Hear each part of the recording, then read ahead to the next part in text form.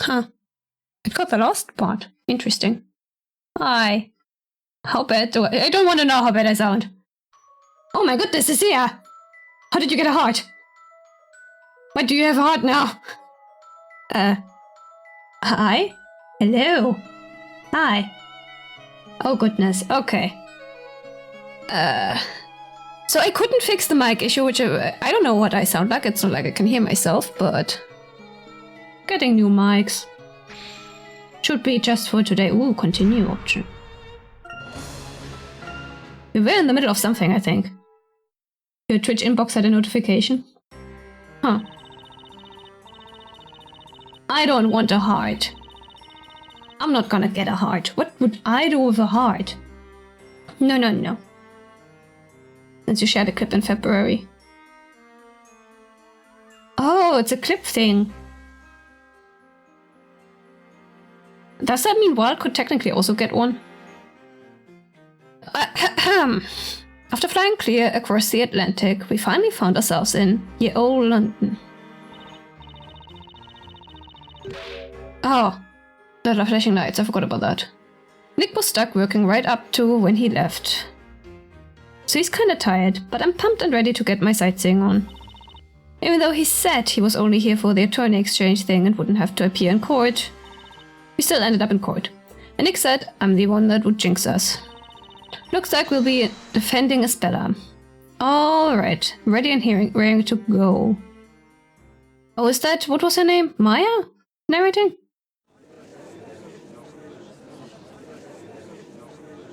Left of the chat box, the chat identity. Ah, okay, I'm not doing that. No, I don't want a heart. I think we're still in the prologue for the Ace Attorney half of this game. The court will now reconvene. Prosecution, is your witness ready? Of course, Your Honor. Bailiff, please bring her in.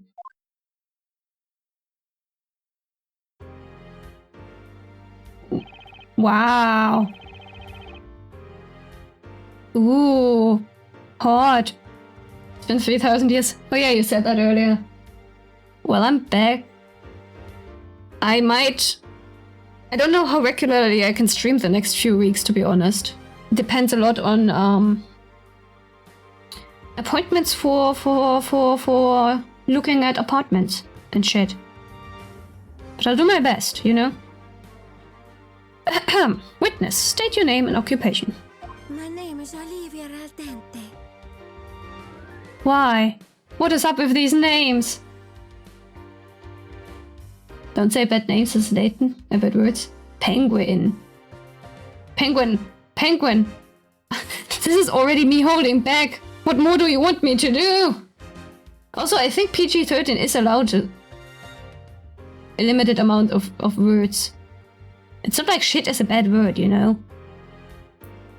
What did I even say? Warm winds of the Mediterranean Sea carry the spicy scent of a seafood stew. I'm so curious how bad or good her accent is. Also, damn, look at that knife! For PG-13 movies, you're allowed to say the F-bomb words. A hot Sicilian stew that soothes the hearts of sailors braving the raging waters. You bet I cannot imitate that. Blessed be the Sicilian cuisine and il nostro mare. Right. Also, why is only Miss Aldente voiced? Yes, Miss Aldente is employed as a cook on the freighter where the crime happened. Oh wait, didn't the prosecution have like the super weird voice? Oh well, anyway. See, I already forgot everything. She's a hot girl, that's why. Can't argue there. Cannot argue that. A cook, that's, interesting attire you're wearing, Miss Aldente. Aldente? This is my work outfit. It gets very hot in the kitchen, you know. I can't do it. I'm sorry. I cannot. I can only do normal voices. I'm so sorry. I'm boring. It will be a pleasant change after that chocoholic guard. He got up my nose. Nice to see the justice remaining impartial. Miss Al Dente discovered the defendant in the cargo hold when she went for supplies. She found Isabella? That would make her the crew member that Johnny saw fighting with Isabella. That is right, Mr. Wright. Miss Al Dente was the first person to discover the intruder. And then she's the victim of assault. Hit with a steel pipe. How cruel. What?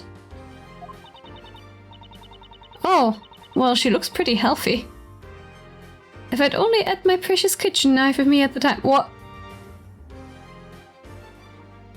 Do we want to know what she would have done? Also love the pixels. Do you see these pixels right here? Very good 3D rendering. Oh, wow. Yeah. She would have committed murder. I'd have shown her my exceptional cutting skills. I cannot pronounce this. How am I supposed to do this? Nick, look at that. She's an expert potato peeler. You better watch out around her. I'll keep that in mind. Witness, we will now hear your testimony. Describe to us what happened in the cargo hold.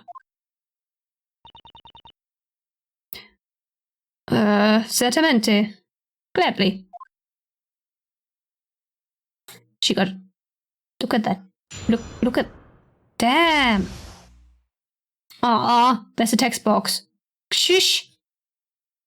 When I found the girl. I went to the cargo hold to check the supplies. It was past 10 p.m. And I found that girl hiding and clutching one of them bizarro toys. She made as if to run away, so I tried to stop her. Then she grabbed a pipe. She's short, but she fiercely swung the pipe at me. I tried to dodge. But she hit me on the head. I blacked out for a few minutes. Wow. According to the medical report, you suffered a laceration to your head, correct? Ah, that. It's covered by the ship. Head, so you can't see it now. I love that we get this soundtrack for the potato. But when I chop up veggies, it hurts in the rhythm of the strikes. Chop, chop, chop.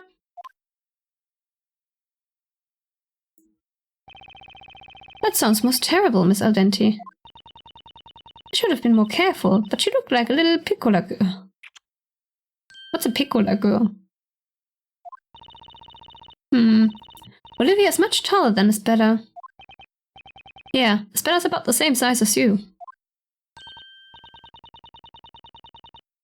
I find it interesting that it's like as if we are in Nick's POV looking at Maya, whereas with Layton you always get the sprites for all people talking, right?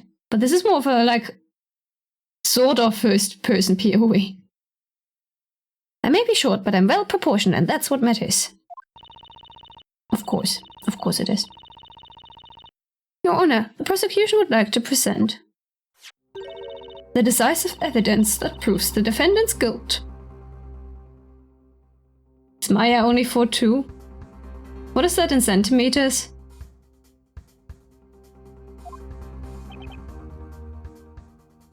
Is that 5'2"? Okay. Okay. This is a photograph of the defendant's fingerprints on the steel pipe. Oh. As you can see, the fingerprints are very clear. They were left by the... But if you grab it like that... But why would she grab it like that? We'll get to that. 4'2" is 127 and 5'2" is 157. Ah, thank you very much, Penguin.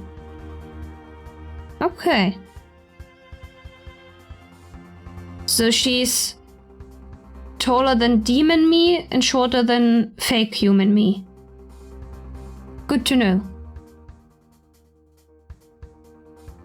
Piccola, adjective, petite, of women and girls, small and neat. Ah, well that makes sense. Thank you, Cecilia. Nice, I got my personal converters and my personal dictionaries. She's a shorty? A shorty, a shorty. Piccola, noun, a way of addressing someone you love, such as husband or wife. Huh. Am I your piccola, Cecilia? Am I your piccola?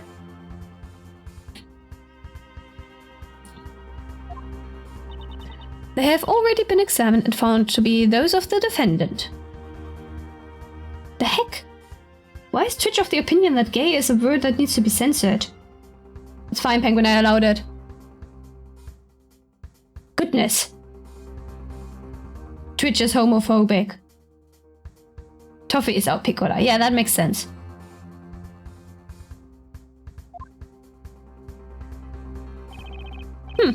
Well, that settles it. This is undoubtedly decisive evidence. What? Yes, the fingerprints on the weaponized bellows. Didn't you listen?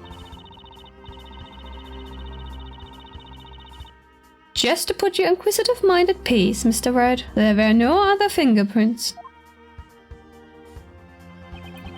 This photograph shall be added to the evidence. Thank you. Have I not warned you, Mr. Wright? Further examination is but a waste of time, but the fingerprints are weird.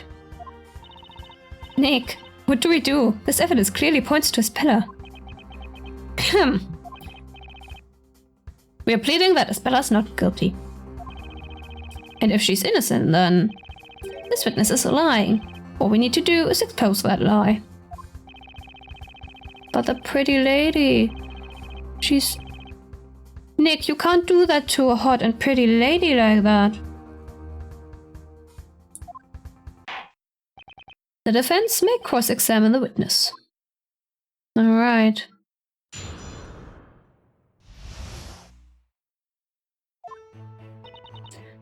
Went to the cargo hold to check the supplies. It was past 10 p.m. Hold it!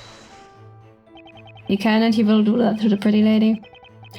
I suppose her charms won't work on him if he's gay for that other prosecutor back from his hometown, you know. What was his name? Miles? Miles Edgeworth or something? I wouldn't know, I haven't played the games, but I've seen them shipped together. You had to check the supplies at that late hour. Must be tough being a cook. You know the saying, a thirsty sailor will drink the old Mediterranean Sea? That's why I always need to make sure we're properly stocked up, sweetie. She's making those sayings up. The incident occurred at 10:20 p.m. when Smiles was doing the rounds. I see. Understood. What happened in the cargo hold? I found that girl hiding and clutching one of them bizarre toys. Hold it! And this bizarre toy she was holding was none other than... PC Betcha, was it? The girl had it in a tight grip. Oh, shoot. Whoops. What did she say? I'm waiting for stream to catch up. Like a Seahawk holds... Okay, I was too quick there, never mind. Are you certain it was the defendant? It was kind of dark in that room, but I swear on Neptune it was her. Okay. The witness was engaged in a face-to-face fight with the defendant. Even if the room was poorly lit, there's no doubt she would recognize her assailant. Huh? But I was holding a PC picture. Did she intend to steal it? What did the witness do upon discovering the intruder? Wait a second. She made as if to run away, so I tried to stop her, then she grabbed the pipe. Where's... Back of the head, yeah. Okay, I was worried about that. Then she grabbed the pipe, yeah. She fiercely swung the pipe at me, tried to dodge. Okay, so can I, like... She lit me on the head. Yeah. I don't know at which point to present this, though. Objection! Let's try that there. You're claiming the defendant swung the pipe at you. Well, that's impossible. Why do you say that, sweetie? The defendant's fingerprints were found on the pipe. However, there is a contradiction here. A contradiction? Impossible. That is most interesting. Well then, the defense shall explain. What in the photo of the fingerprints contradicts the testimony? The existence of the fingerprints, the position of the fingerprints, the location of the fingerprints.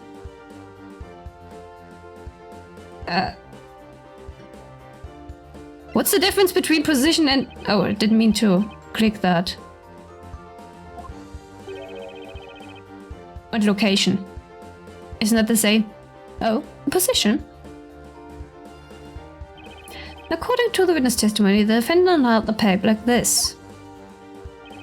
In order to hit the witness on the head, she raised the pipe like so. That is preciso what she did.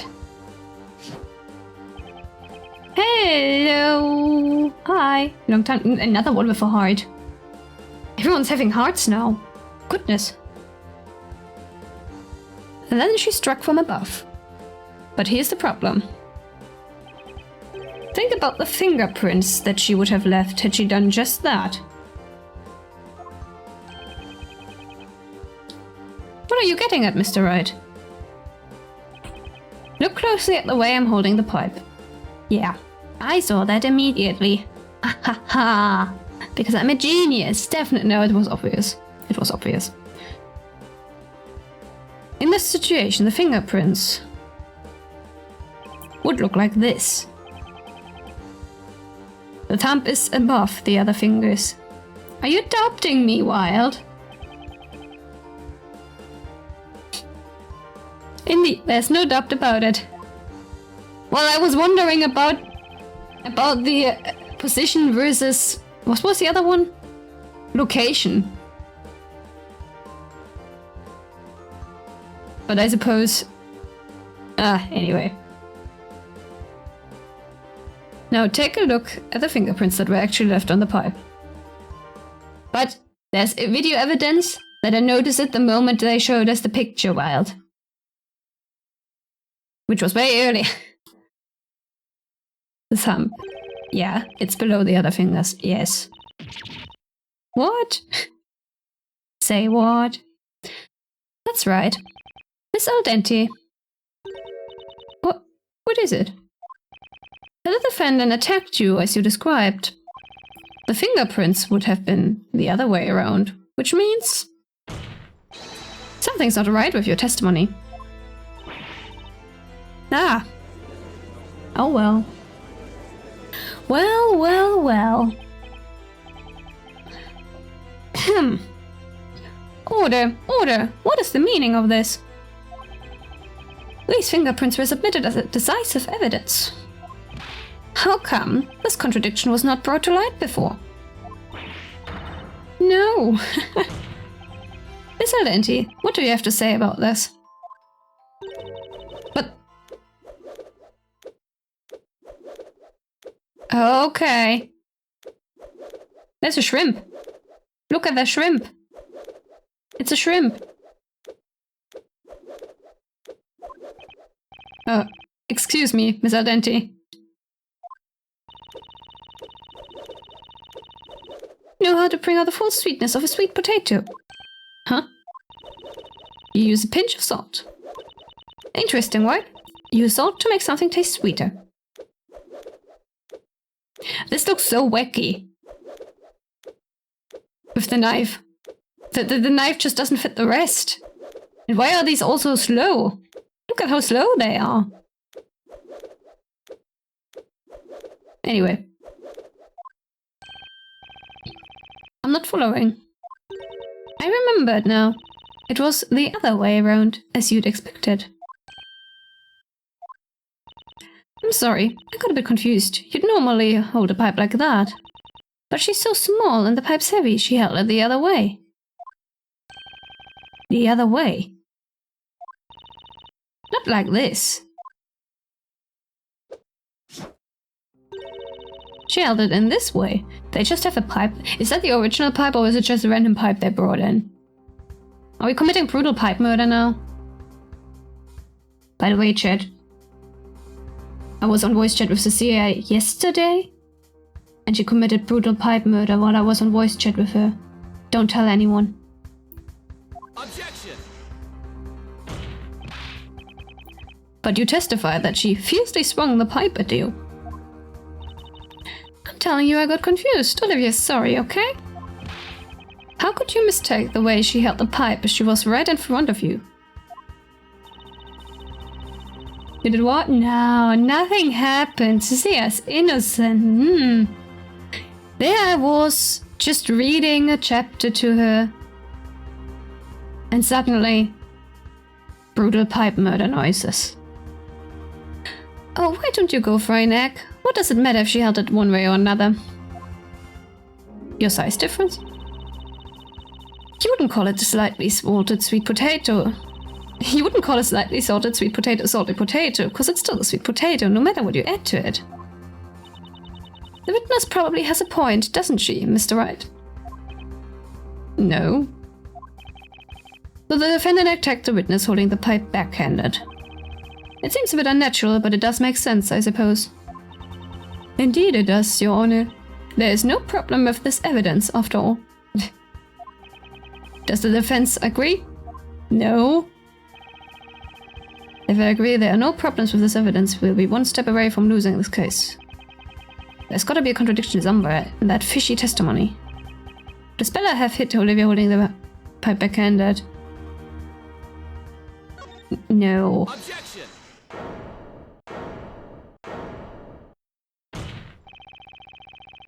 Oh, Miss Al Dente, I'm afraid that you're in a pickle now. Pickled Al Dente. Pickled olives. I personally don't like olives, but pickled olives. I don't really see why. Adding a pack of lies to a testimony can turn things very sour for a witness. It would seem the defense is prepared to prove its claim. That there is a contradiction in this witness's testimony. Correct, Your Honor. Don't know it until a toy. The defense shall now present evidence to the court. The evidence contradicting the assertion that the defendant hit the witness holding the pipe backhanded is... How about this one? Take that! Miss Al Dente, you previously testified that you were using that hat to cover the wound you received in the assault. It's normal for seniors to cover up the things they don't want others to see.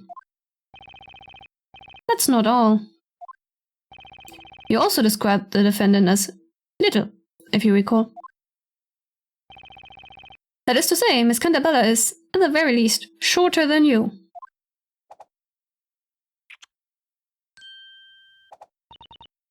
I've grown tall and healthy thanks to the wonderful Mediterranean sunshine.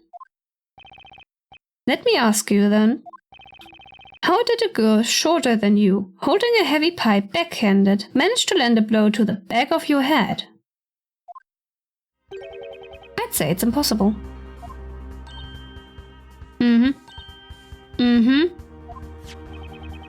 The fingerprints on the weapon show that the defendant held it backhanded. But even if she didn't... So dramatic, goodness. It is highly unlikely she would be able to hit Miss Al Dente's head like that.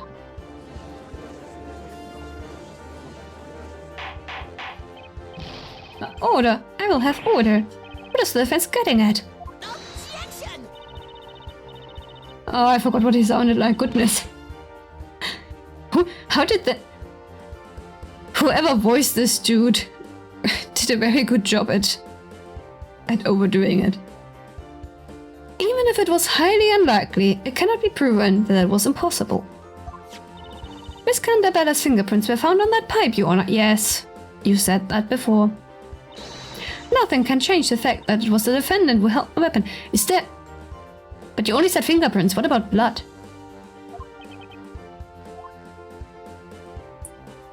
He said nothing about blood on the pipe. That is so. Does the defense have any comments? Can't deny that. It's clear that Isabella did hold that pipe. She held it like this, right? Why would she do that? It'd be hard to hit anyone like this. When she holds it like that, it looks as if... The court recognizes the validity of the prosecution's objection. Fingerprints on the weapon prove that it was used by the defendant. He has... Okay. Objection. The defendant's fingerprints may be on the pipe. However... That doesn't prove she hit anyone with it. Yes, exactly. Objection. Nonsense. What else would she pick up a steel pipe for? Objection. Oh, I think I've got a pretty good idea. Well then, the defense may elaborate on its idea. Okay. The defendant's fingerprints were left on the weapon when she reached for a weapon and attacked Miss Aldenti, tried to defend herself. Well, naturally. She held the pipe with both hands when she stopped it from coming down on her head. Stopped it? With both hands? That's right, like this. Please take another look at this photo. These are not the fingerprints of an assailant, but rather the fingerprints of a victim who was defending herself.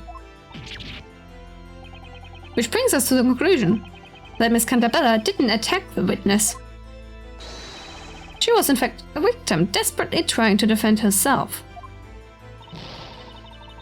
This cannot be. And if Miss Cantabella was a victim, who was the real assailant? There's only one person who could have done it. The only other person at the crime scene was Olivia Aldenti. It was you, wasn't it? Da da da! Order, order, order! If you cannot have order, the court will be adjourned. Be quiet, all of you. Oh my goodness! Where did you get the eel from? What is that doing in a courtroom? You just don't quit, do you? What the? A lousy lawyer like you should get the job. How about I show you my knife up close? Wow. Okay. Have you lost your mind, Mr. Wright? The witness is the victim, not the assailant. There are no fingerprints other than the defendant's on the weapon. Objection. Look at the witness's outfit. Yeah, she's wearing gloves. That's why she left no fingerprints. You prickly sea urchin! Objection. But you cannot be sure she was wearing gloves that night. Objection. The witness has called this her work outfit, so she must have been wearing it when she went to check the supplies. You devious lawyer! Slippery as an eel! It was me because I had gloves on, as if it was only me wearing gloves. She's the only one in the courtroom wearing gloves. There was that guy, the guard. He was wearing gloves too. The guard. Oh, was that the previous witness? But didn't he have chocolate-covered fingers? Well, that's right. Gloves are part of the guard's uniform by regulation. See? The guard Johnny. He was wearing gloves that night too. Can I present? I'm not allowed to present it right now. Okay. What do you say to that, Mr. Wright? Since you're claiming that the assailant is the person with gloves on, that will make the guard a suspect as well. Would Johnny be the culprit? No. Johnny Smiles is not the culprit. Why not? Anyone with gloves could have done it. Didn't you just say that? I want to present this. No, I didn't. However, it does seem plausible that the guard could have done it. He was wearing gloves after all. I feel like I'm surrounded by children at this point. Is everyone in this court a child? I'm afraid that's impossible, Your Honor, and I have proof. You do? Fascinating. Let's see this proof, if you really have it. Please enlighten us as to why Smiles cannot be the culprit. Take that! Mr. Smiles is, to put it nicely, what you may call a free spirit. Humans are dumb most of the time. Well, you said it, not me. I agree with you, Cecilia. There's no guarantee he would follow the rules and wear his full uniform. And this evidence proves he did not wear glass. How could they forget chocolate? Yeah, chocolate! How could you forget the chocolate? It's chocolate. We love chocolate. Wait, don't throw that filthy torch at me. Can someone please wipe the chocolate off the evidence? What? Judge. Really? That's the point. No, Your Honor, this chocolate is the evidence. What?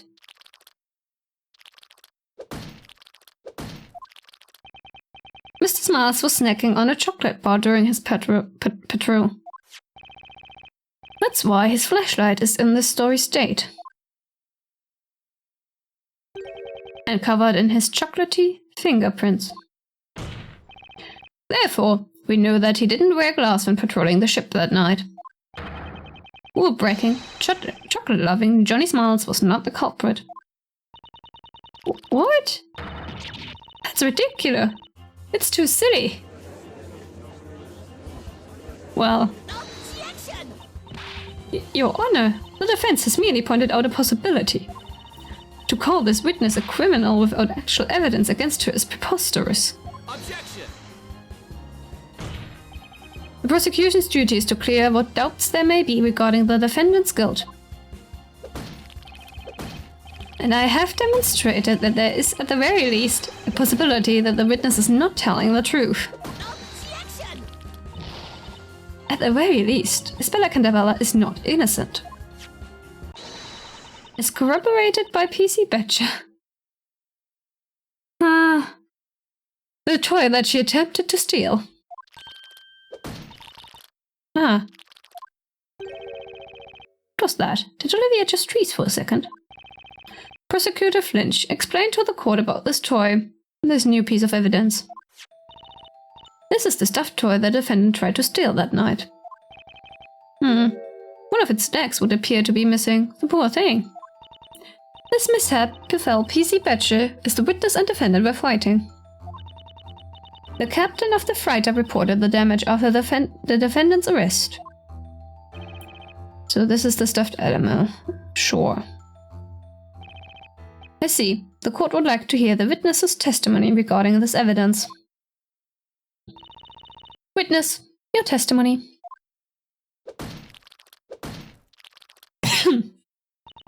Excuse me. Witness, you've been asked to testify.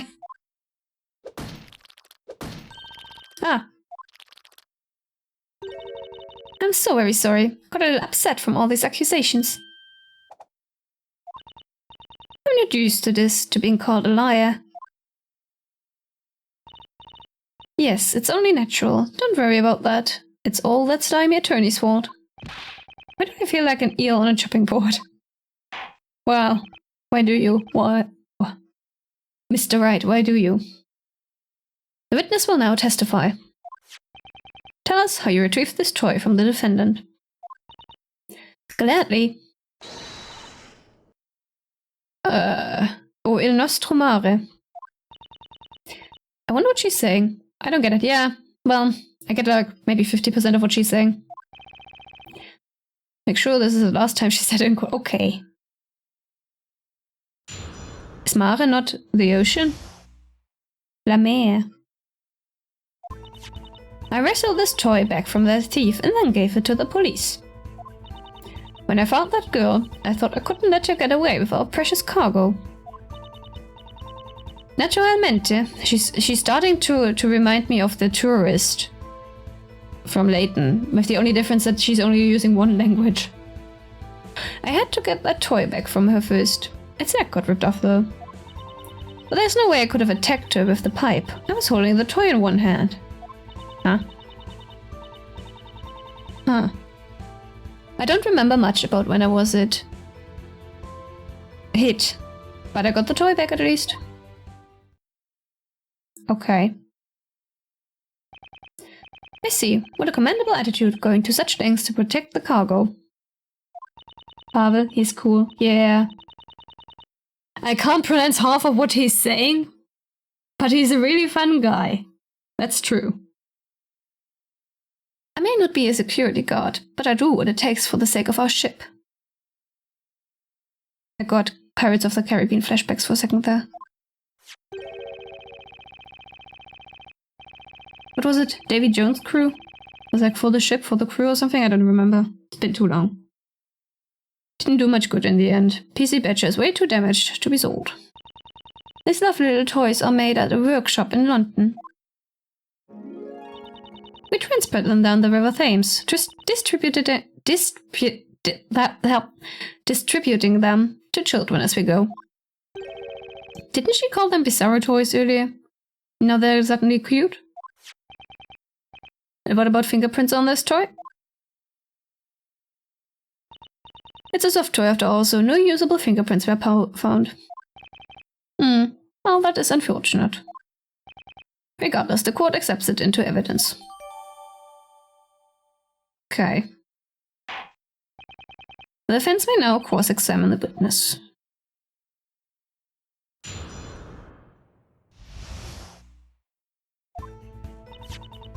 Raided this toy back from their thief and then gave it to the police. Hold it!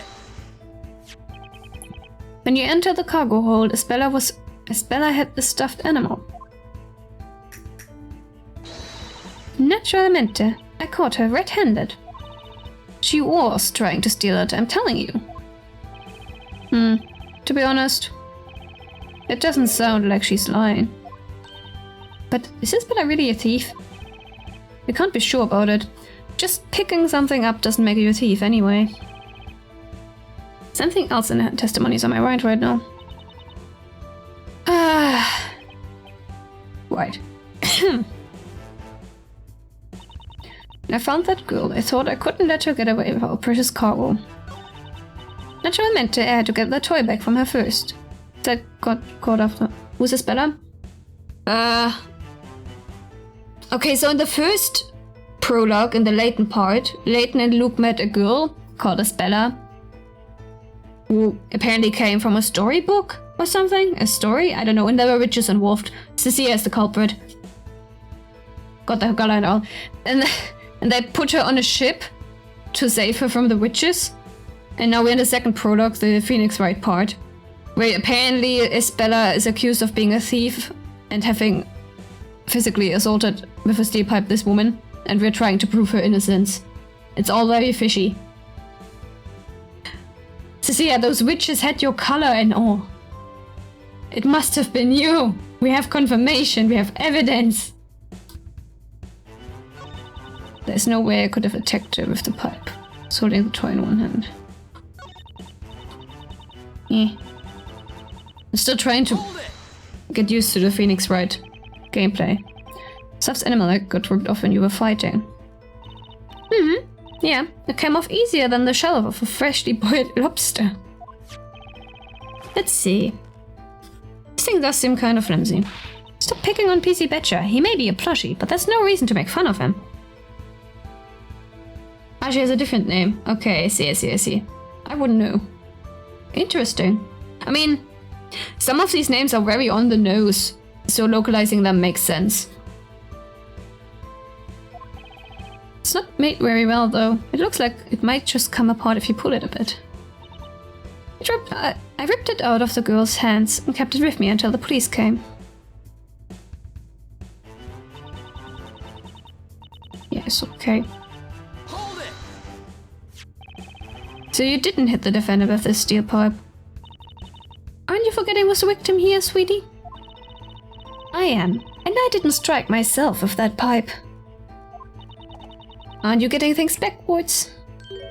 Feeling dizzy? Maybe you haven't been eating properly. She's right. Someone else must have hit her. Maybe I shouldn't be saying this, but...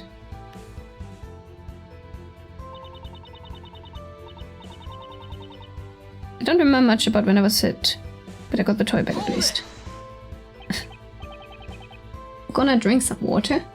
You don't remember much about it.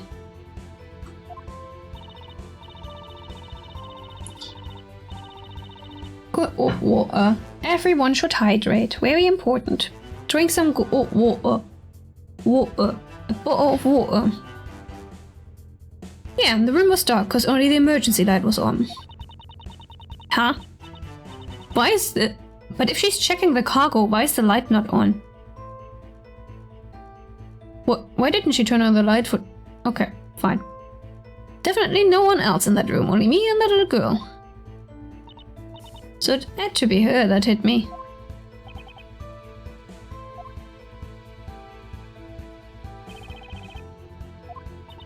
Huh. This one's easy, I know what to do. You're finally starting to act like your normal self. That jet lag must have hit you like a ton of bricks, huh? There's a clear contradiction over this testimony. Is there? I didn't notice. Sure. Okay, present evidence to something. Let me check. Thank you for sunshine, thank you for rain. Are those lyrics, Penguin? Bella Cantabella. Charges, note. I'm afraid I don't recognize the song.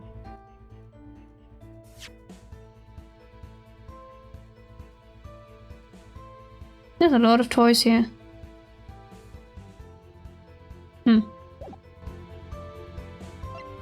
Chocolate. Oh! Objection! Miss Aldenti, I would like to confirm just one thing. The stuffed animal you submitted to the police. Is it this one? Yeah, that's the one. No doubt about it. Apocalyptic Shadow. Ooh, sounds fancy. That's a nice name. We should name a cat like that. Apocalyptic Shadow. That would be a cool name, wouldn't it, for a cat? Anyway. The fields are thinking Genshin Force. Oh, yes, please. Yes, please. Please, please, please. What we said yesterday. I'm sorry, but if that's the case, things simply don't add up. It doesn't add up. If it's about the leg, it's that girl's fault. It got ripped off because she wouldn't let go. I'm still staring at that. Shrimp. Shrimp. Ignore the knife. It's doing impossible things.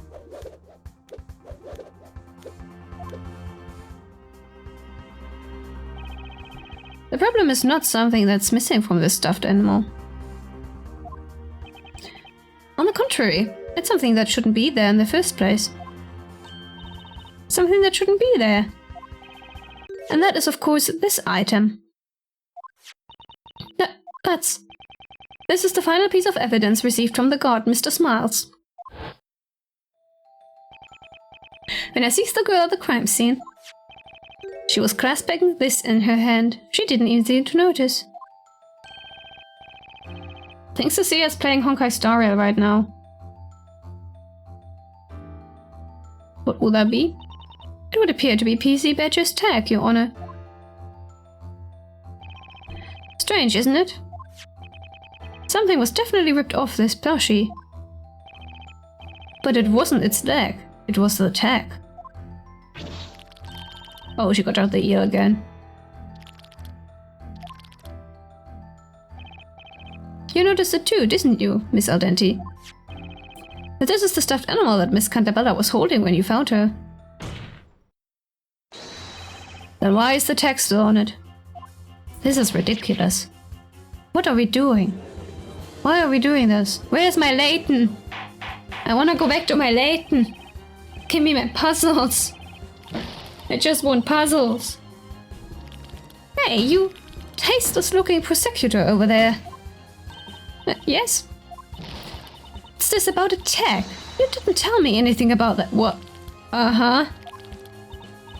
If you'll please calm down. It's no use blaming the prosecutor. Prosecutor. Ah, pronunciation. You didn't even know this tag existed. Objection!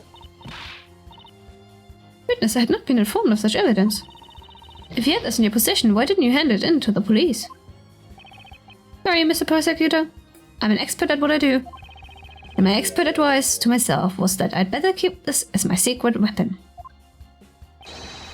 So I waited for the right moment to single-handedly settle this trial. Right.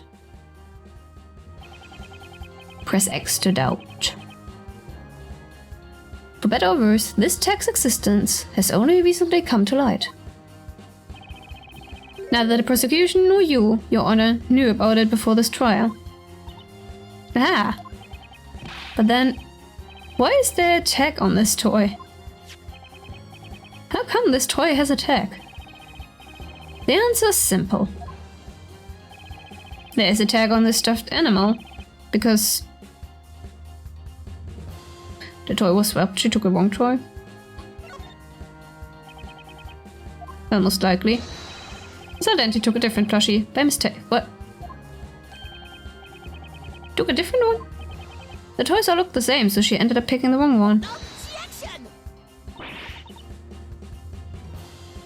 How can you claim she would make such a mistake? Well, I guess they got swapped then.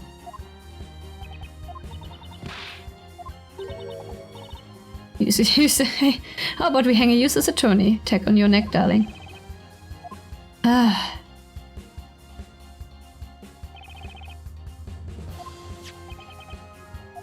Right, well then they swapped it. Isn't that the same as taking the wrong toy though? There's only one possibility. Miss Identity. Before handing the plushie into the police, you swapped it for another. Listen to yourself. Why would I even do something like that? Ridiculous. That's right, the tag must be fake. A fake? Why would you think that? That chocolate freak must be trying to frame me. That's what it is. Objection! Mr. Smiles has no motive to do something like that. Objection! No motive? It doesn't require much thinking to come up with one. He wanted attention. Yes, what he said. The god lied to show off. That's all there is to it. Did Johnny produce bogus evidence to draw attention to himself? I mean, it is possible. But I shouldn't say that, should I? It's an interesting theory, but it's impossible. And how do you know? You. Oh, dice you like an onion. You shouldn't say that in court, miss. Anyway. Was Mr. Smiles lying? There's an easy way to find out. What? How do you plan to check it? By checking the fingerprints, of course. Fingerprints? Yep. According to Mr. Smiles' testimony, when he sees Miss Candabella, she was holding the tag in her hand. Therefore, the fingerprints should still be on that tag.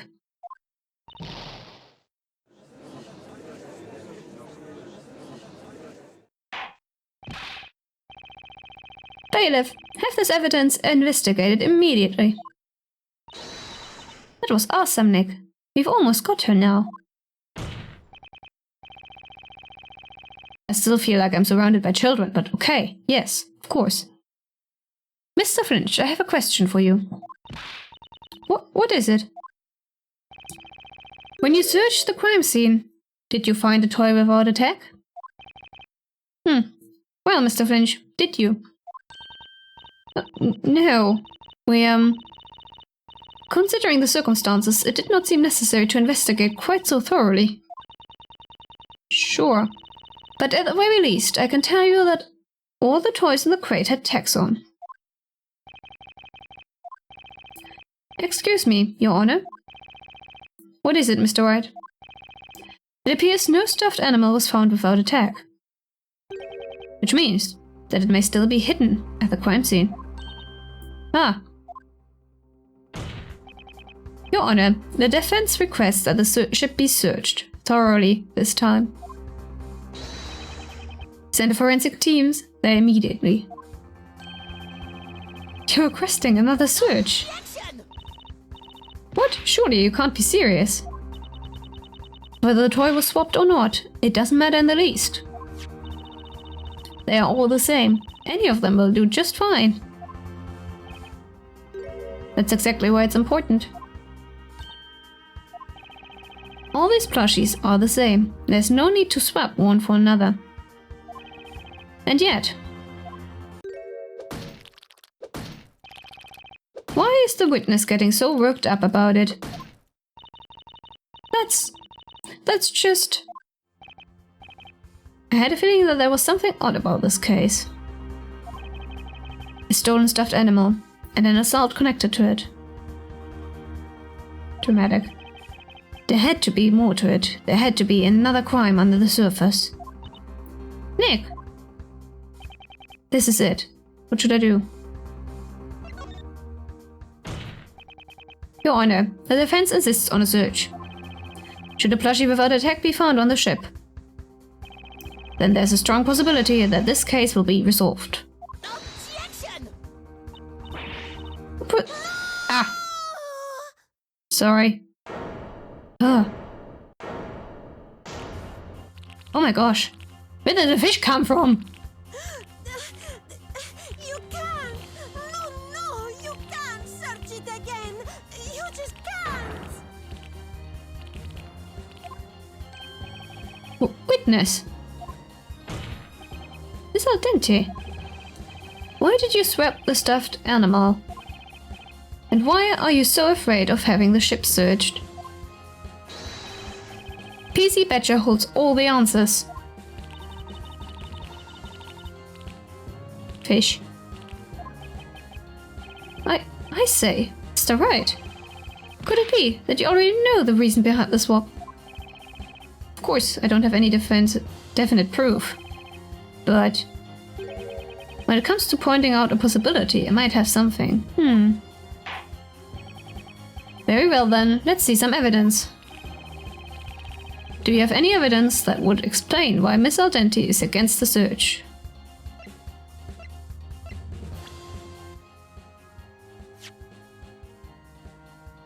Oh, I can look at it closely. Interesting.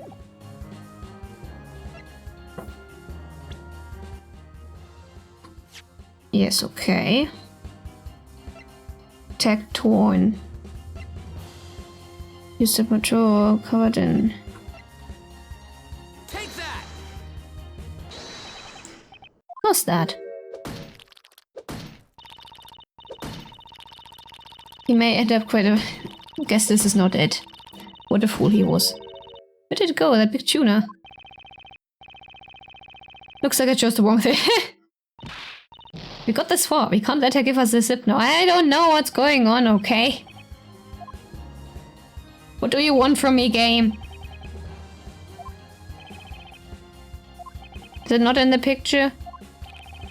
Do you have any evidence that would explain why Miss Al Dente is against the search? I don't know.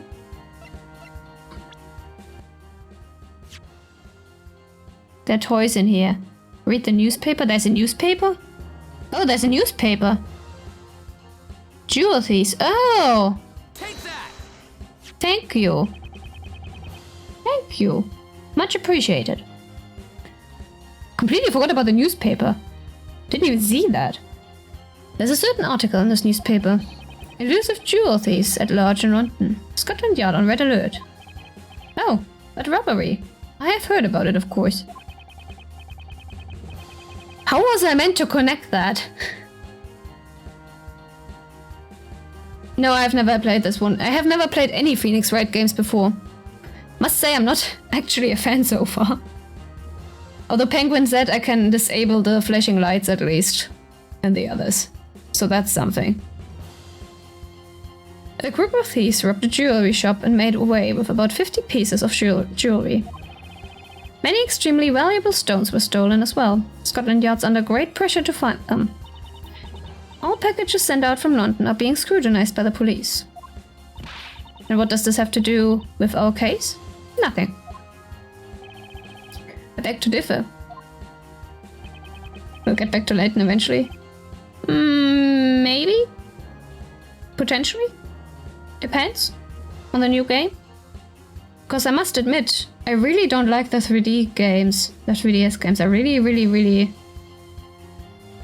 I don't like the mechanics, and I don't like the story. And I don't like the puzzles.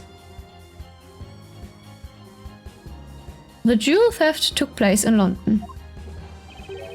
And that's where our freighter picked up its cargo. London. Ah, it can't be. Witness.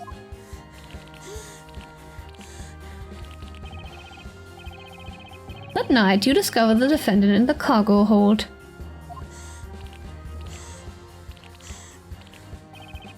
She was holding one of the plushies. You knew you had to get it back.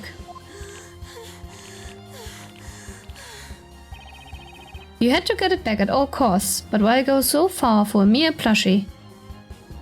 You hope the new Layton game's really good. I hope so too. I want a good Layton game. I miss the games. And I mean, since the new one is gonna be made specifically for the Switch, maybe they'll actually fix the damn mechanics. Cause those were so tedious in the last games. Someone is panicking. There is only one possible reason. You couldn't afford to have the police discover what was inside of it.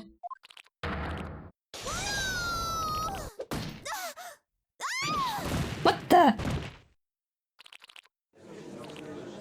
Why? How? What the hell?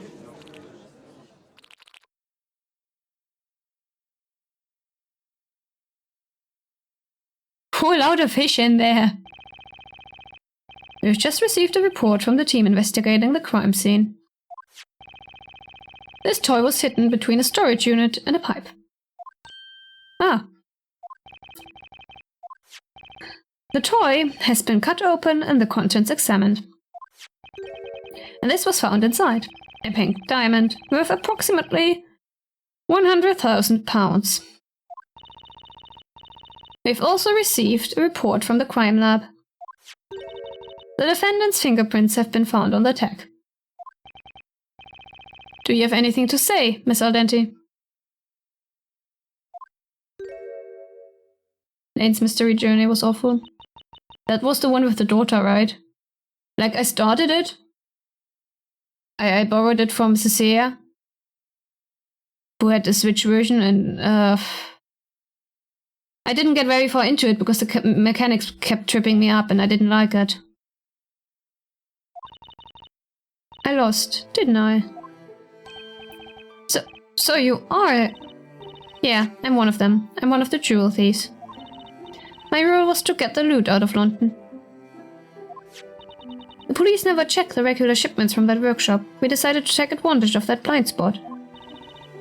Indeed, the regular direct delivery service has been overlooked by the police.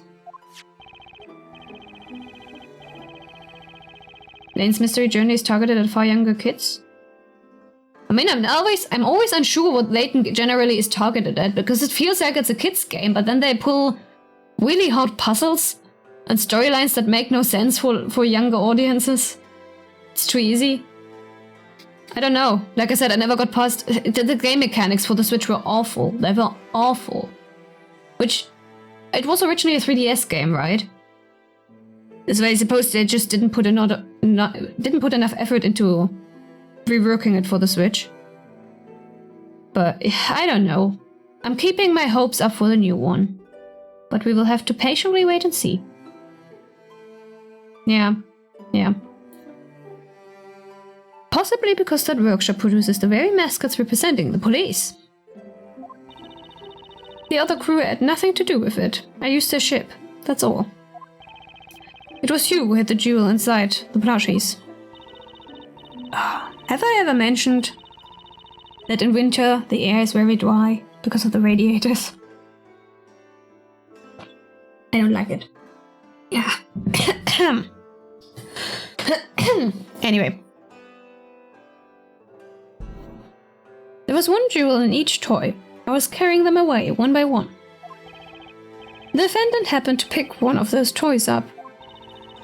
I had my heart stand still when I saw that girl on the cargo hold. Whenever I was free, I stood guard in front of that room, and yet she got in somehow. So there she was, in the room with the hidden loot, one of the toys in her hand. So how did Estella get in?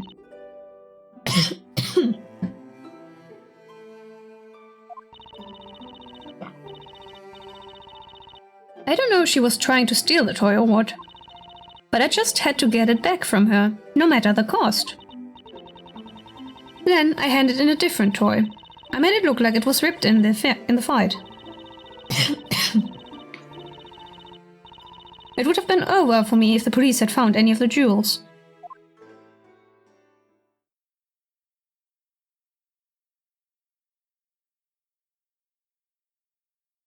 Layton is made for kids and adults. Look at Layton. Yeah, it's just... Layton kind of swings very widely between different audiences that could potentially be targeted at. I don't mind. The original trilogy was really cool. I mean, look at me enjoying it. As an adult. Who is not that young anymore. I'm not that old, am I? But I'm not young anymore either. Who was it in the end? Who hit Olivia? Oh, I almost forgot about that.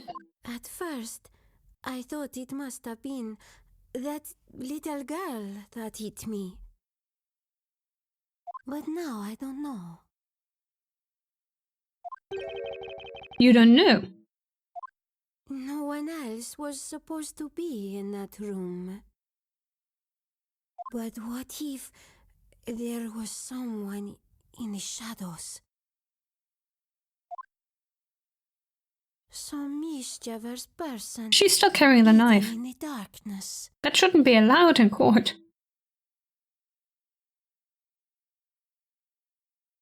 Oh, fade to white. Or not. This was a most unusual case.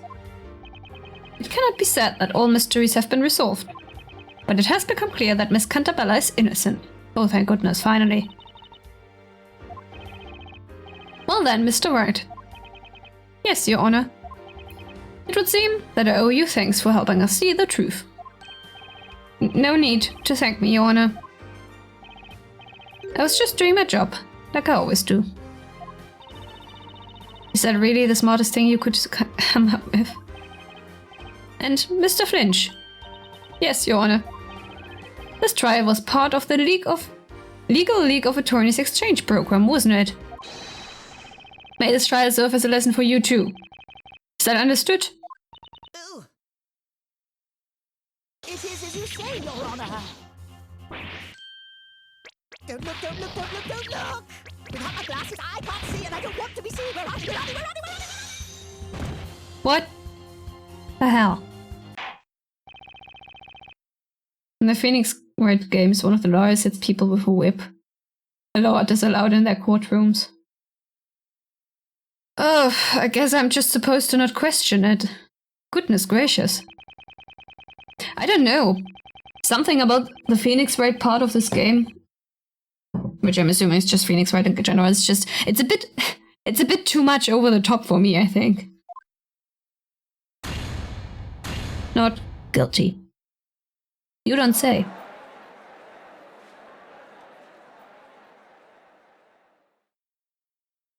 Oh dear. Our client will not be happy. Congratulations, you did it, Nick. Yeah, thanks. I guess I should be happy. Oops. But Ducklaw's cold gaze is staring daggers through me. Thank you, Mr. Wright. You're better than I thought. Had I known earlier, I would have asked you to prove Isabella innocent from the very start. Sure. I'm glad you're happy about the verdict. Cities are listening on gas or the time machine plausible. I wasn't talking about things being plausible. It's just the way it's presented. I don't know how to explain it. Oh yeah, I can't wait to get back to the Layton part. Isabella, come and thank Mr. Wright.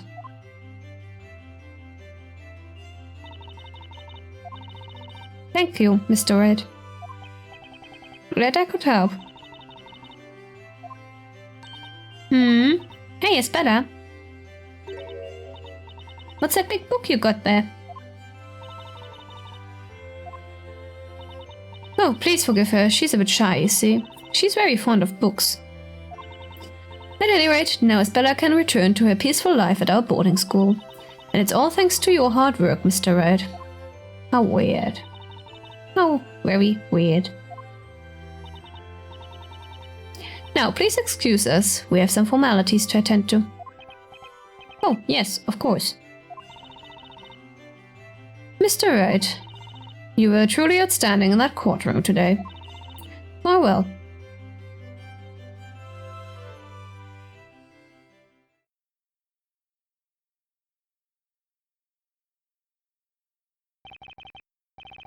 Phew, it's finally over. You know, something's still bothering me about this case. The person who hit Olivia, where did they go? That's true. We don't know who actually assaulted Olivia. If it wasn't Isabella, there must have been another person at the crime scene. But neither Olivia nor Johnny saw anyone else. What about witches? What if it was a witch? The room was dark, save for the emergency light. I'm sure someone hid in the shadows. And Johnny was wearing sunglasses. I'm amazed he saw anything at all. He missed all those clues, so it's not much of a stretch to imagine he missed the perpetrator too. How about we head back now? Okay, let's go check out Tower Bridge while we still have some daylight left. Oh. What is it, Maya? There, on the couch. Isn't that Isabela's book? It is the book she was holding. We should return it to her. It made a page 3 joke. What is a page... I'm almost afraid to ask, what is a page 3 joke? Hey, Nick, let's see what kind of stuff Isabella likes to read. Just quit it, Maya. Labyrinthia, huh? Oh. What? Huh? Huh? Maya, look! Huh? Oh. Hey, Nick, look, that's us, isn't it? Oh. Well. Guess we've got them too now.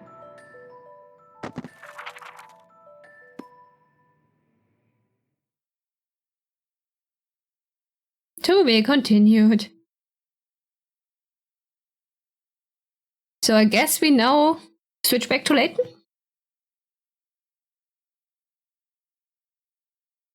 Oh.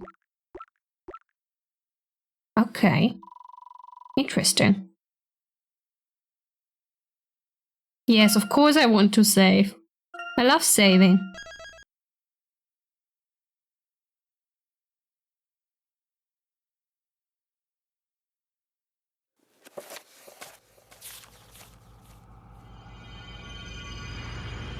Chapter 1. Mysterious Labyrinthia.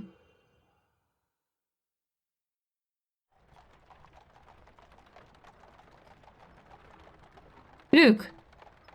Wake up, my boy.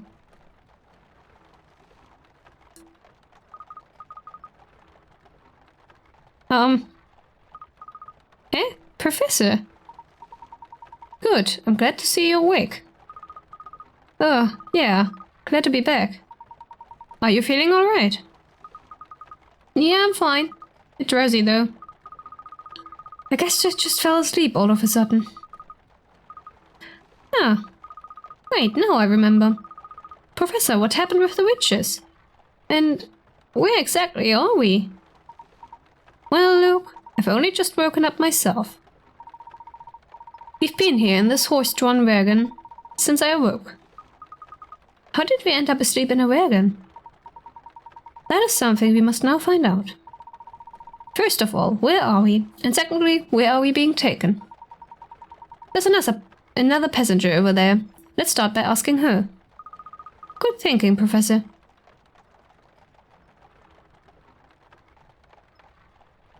Huh. Okay, I did not miss the mechanics. Did me? Oh, just a lamp. Queen! No. Vegetables. Okay. Queen! I love money that I will never spend. That's awesome. All the money. Okay, mysterious person. Excuse me, but I wonder if you could tell us where this wagon is heading. Where it's heading? That really is a meaningless question. Is that Steelclaw? Darkclaw? What was her name? I already forgot. It goes without saying, since there's only one place we could possibly be heading. I'm not sure I entirely follow. What do you mean by one place?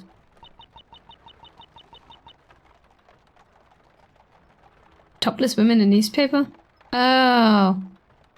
Okay. Thanks, Alex. If you really want to know, why don't you ask the wagon driver? Although, whether you ask or not, we'll be arriving at our destination soon anyway. If that's the case, surely it wouldn't hurt to just tell us. Luke. What? Why are you apologizing, Alex? Let's take her advice. We may have better luck with the driver. Alright, if you say so. Horse.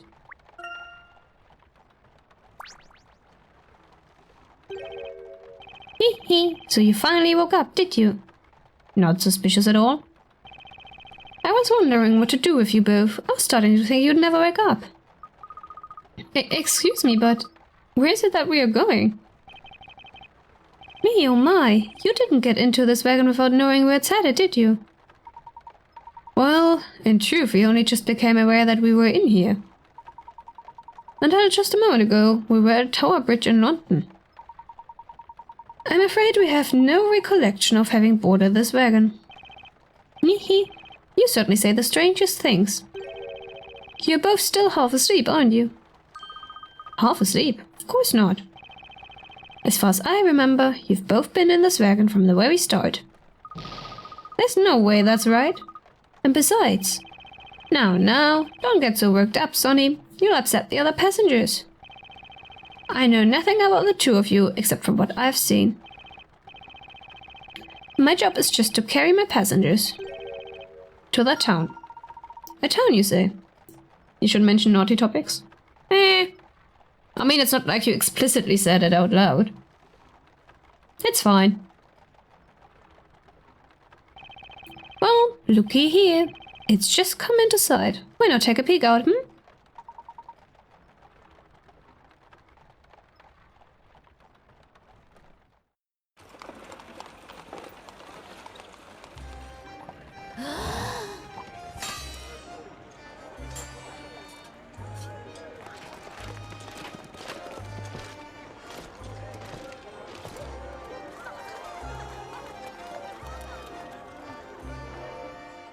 Interesting mesh of architecture.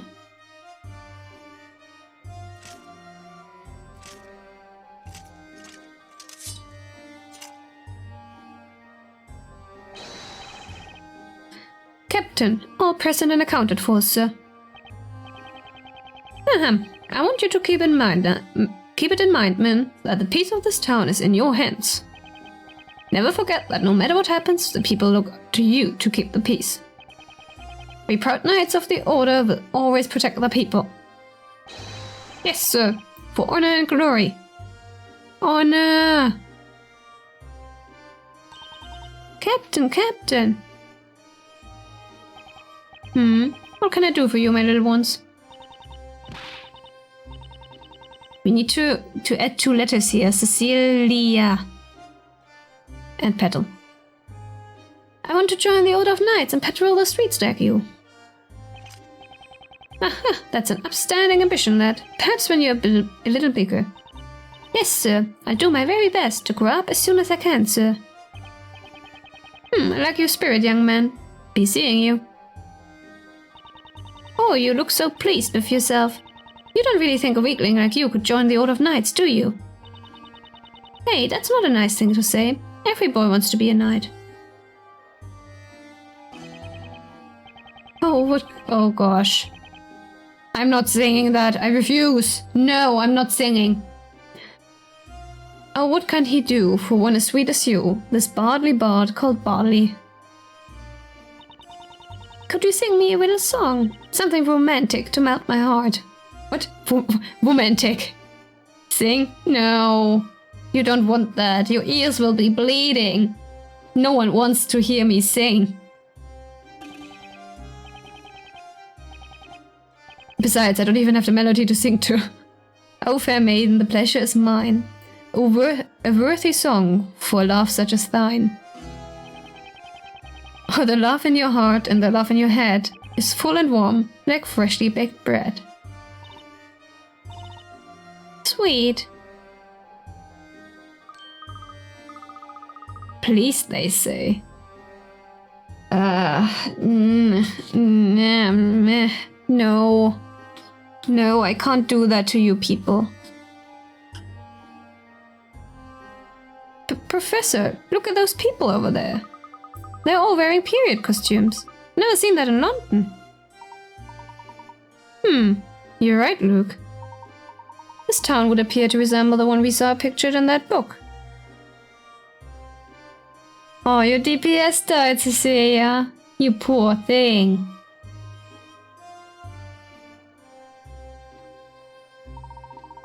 Although I'm somewhat puzzled as to how we have ended up here.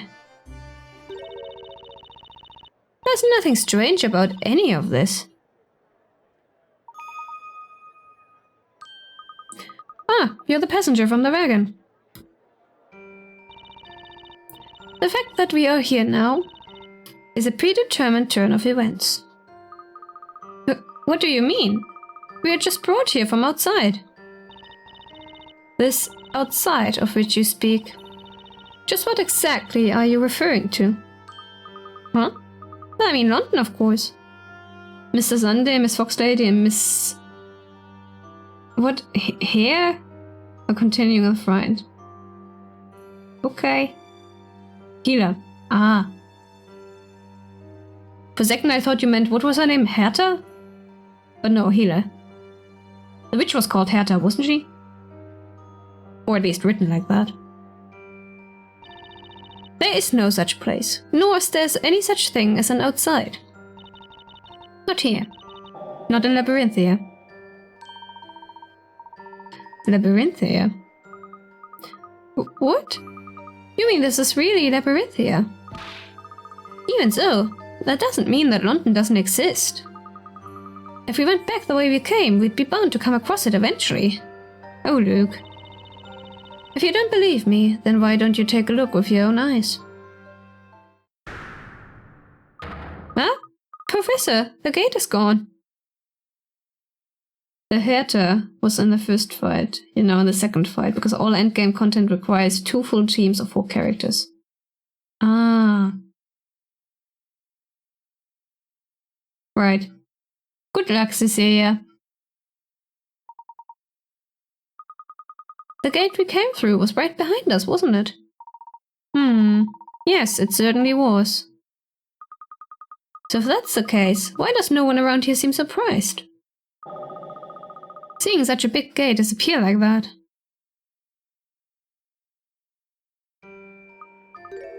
Hey, where did you go? This is most perplexing. What's going on here? If this really is Labyrinthia, then could it be that we have somehow ended up inside that book? You mean the book Isabella was showing us, don't you? The Historia Labyrinthia. Mr. Sunday is dead now. Not looking good for you, Cecilia, darling. Not looking good for you. That's right, Luke. Do you recall what happened to us at the Tower Bridge? Well, I remember then when that book started glowing. But after that, I'm totally blank.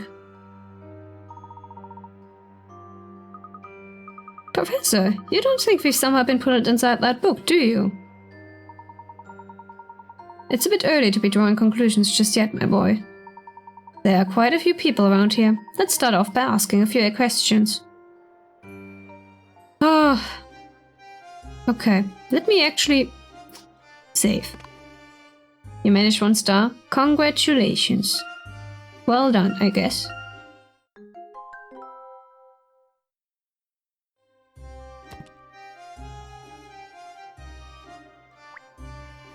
Okay, coins. Where's my money? I want money. No money? Where's money? All I want is money. Money.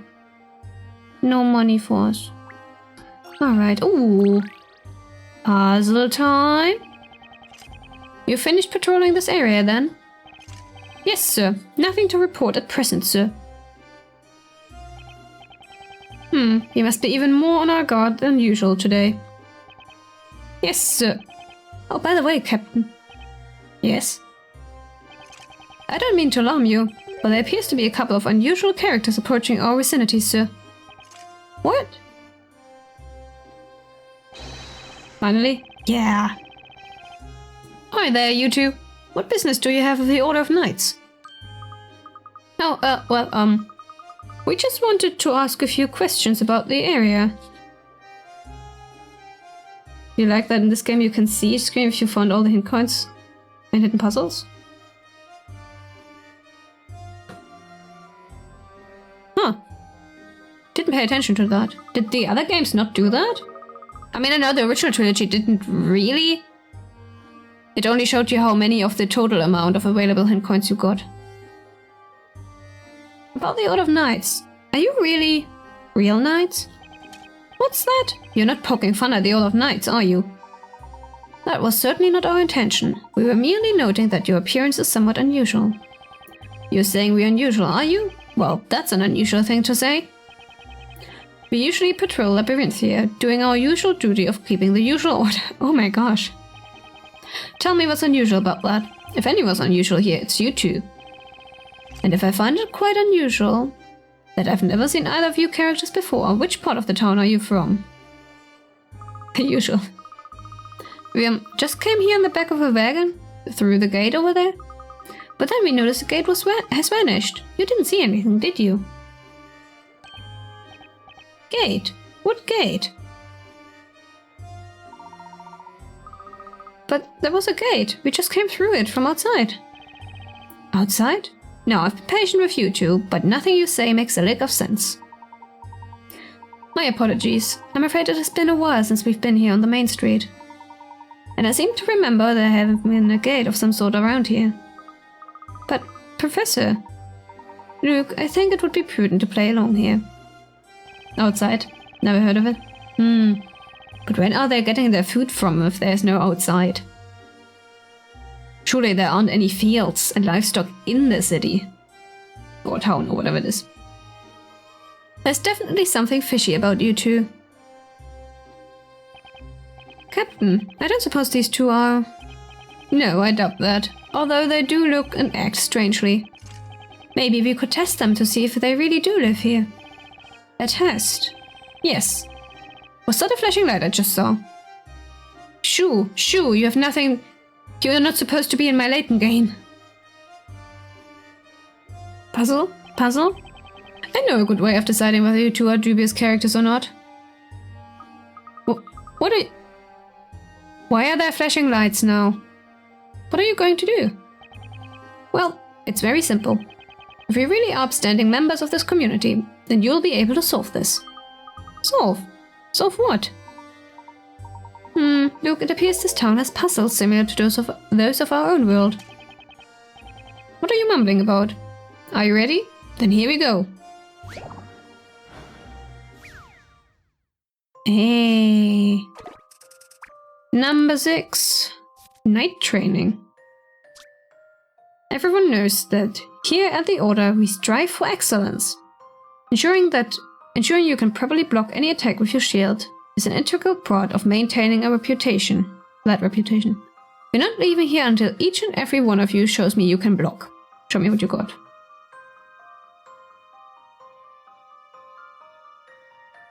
Touch a piece to move it, okay. You can... Yeah. Ah. I see now what I'm supposed to do. Interesting. Okay. So far so good.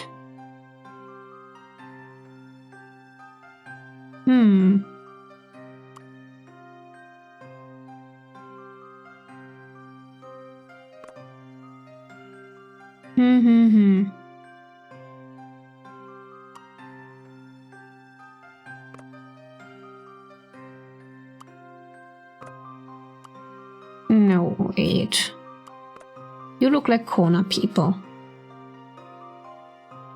You're also a corner person. You're a corner person. Nah.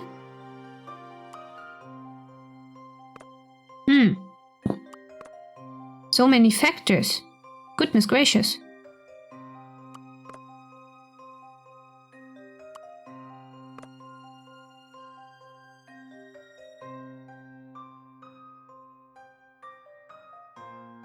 You are in the wrong place, definitely.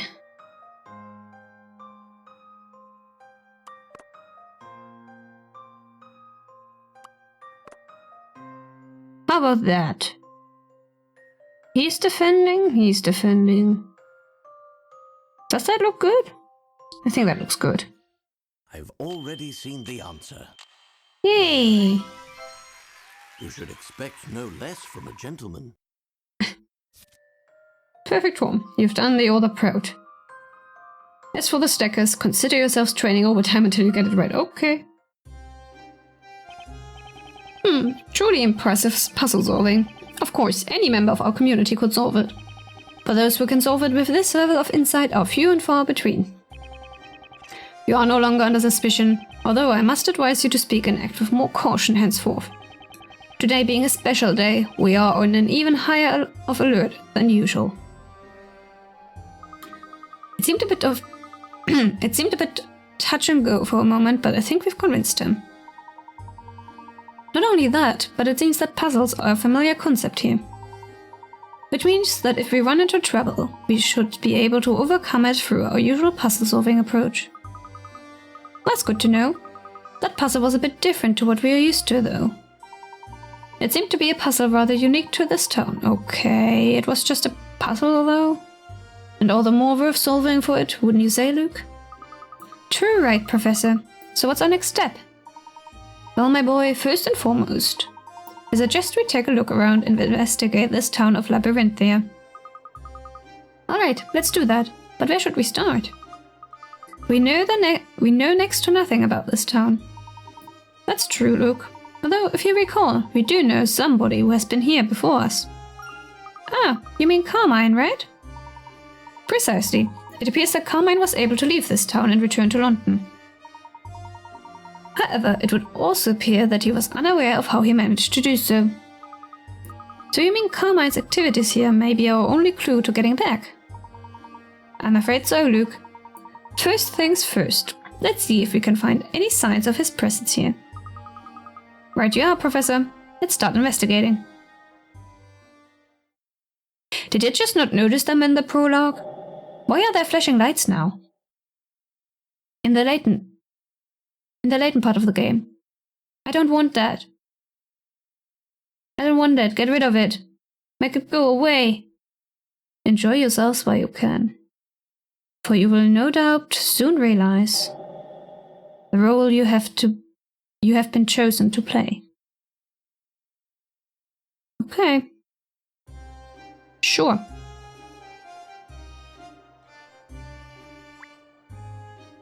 Yeah. Yeah. Nothing. Hey kids, you got a puzzle for me? I haven't seen you two around here before. Do you know where you're standing? Well, I might be wrong, but I think we're in a labyrinth here. That's not what I mean. You tell him, Cecil. Me? Well, it's just that this is our territory, you see? Your territory? That's right, you two just went and walked right into our territory. Oh, I get it. You mean we walked into the area you always play in, right?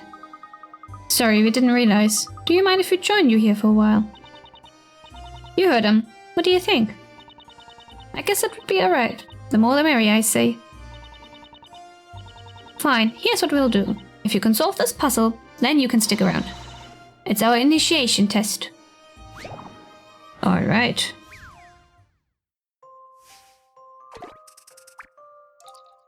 Unusual music box.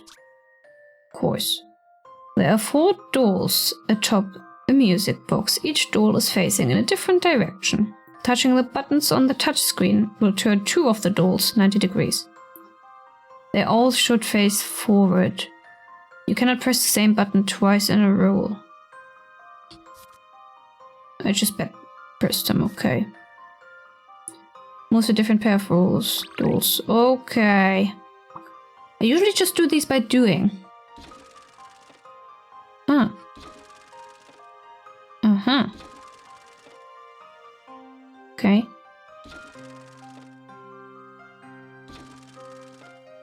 Interesting. That's these 2.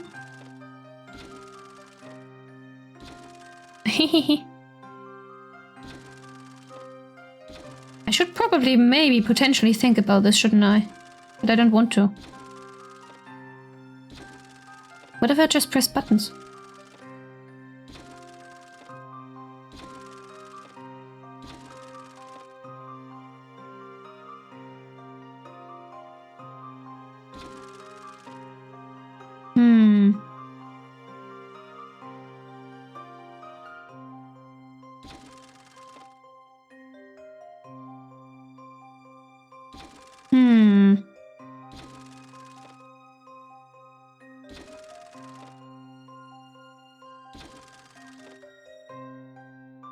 What am I doing?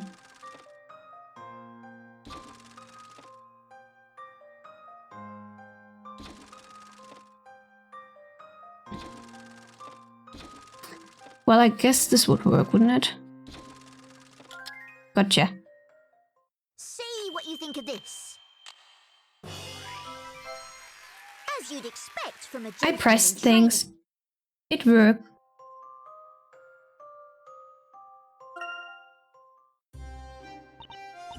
Hey, you're pretty good. That was a piece of cake. After all, solving puzzles is my specialty.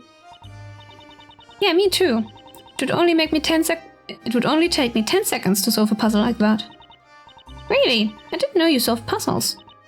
You... just keep out of this. Nobody asked you. Anyway, you're now an official member as promised. From now on, you're number 2. Number 2? Yep, I'm number 1. You should feel proud. As number 2, you can walk around the town freely. Not only that, but I'll let you in on a secret. If you check those green flags over there, you'll find something I hid there. Okay, thanks. Somehow I get the feeling that even if I hadn't become number 2, I could have walked around the town freely.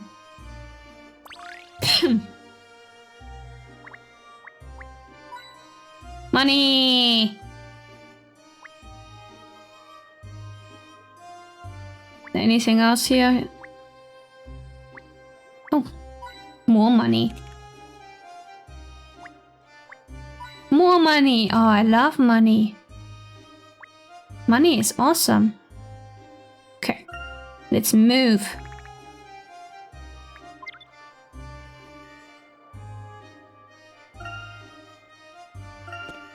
Let's go. More people. More money. Give me all the money. I don't remember. I don't think we've actually found a hidden puzzle anywhere so far, have we? It's only been money. Cat! Kitty! Oh. Alright.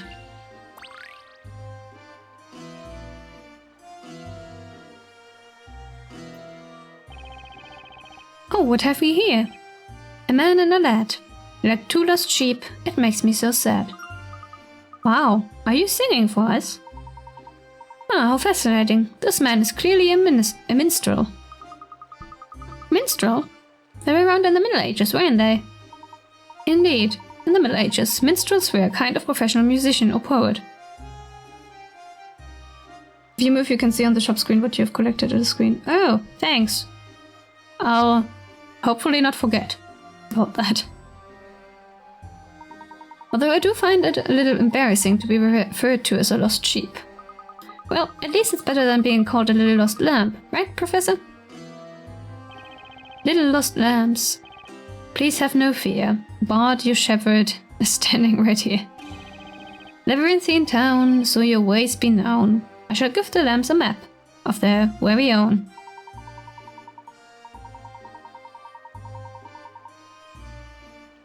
You're right, Luke. I did prefer sheep. But it is most kind of this gentleman to provide us with a map of the town. It is my pleasure, it is my delight. I'm only doing what is right.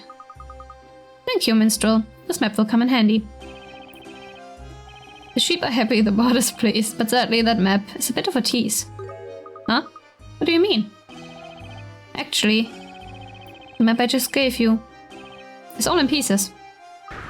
What? Alright. Map mishap. Broken up into 12 separate pieces. Greatly rearranged. Again? We have been... I have a feeling like most of the puzzles so far have been rearranging stuff. Like... all of them? No, wait. No, the first one was clicking stuff. But I think most of the puzzles we've had so far have been rearranging stuff for some reason. Ooh, give me other puzzles. Okay. To the layout of the streets and how they connect. I mean, yeah, of course, obviously. And then siding puzzles. I mean, that is true. At least it's not my worst enemy.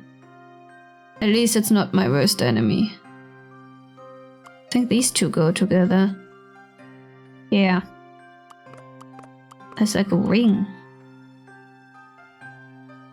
Okay, where's the top of the ring? Are you part of... ah, and you are? And you are. Interesting, okay. I've got a ring. And the evil word. Okay. Something's still not right there.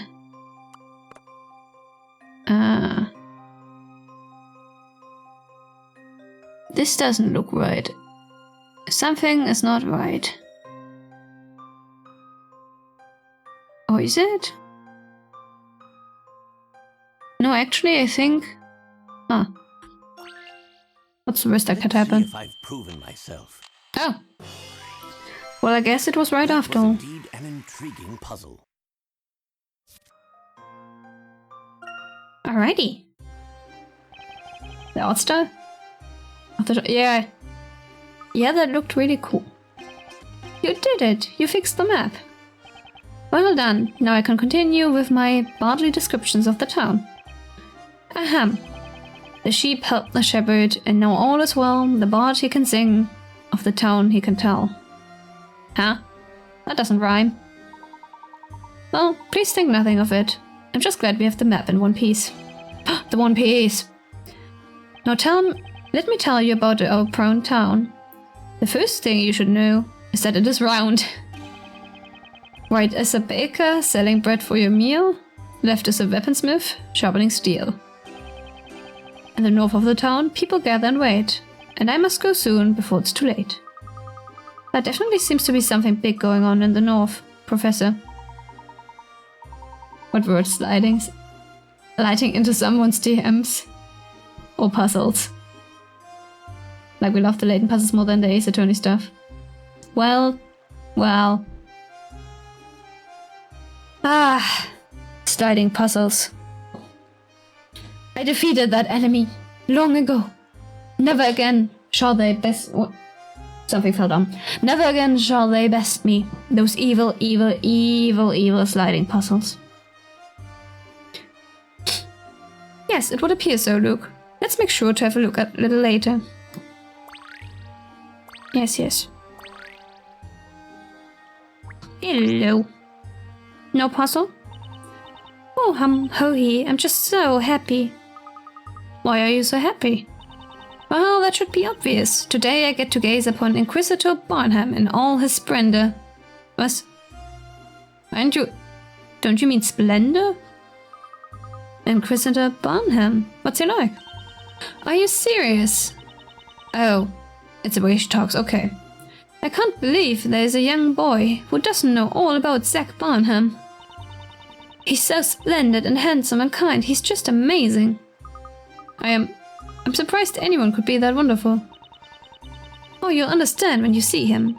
He'll be making his appearance soon, over on North Parrot Avenue. I'm just so happy. I have to go now and see what I will see. Okay. She seems to have headed north. She said North Parrot Avenue, didn't she?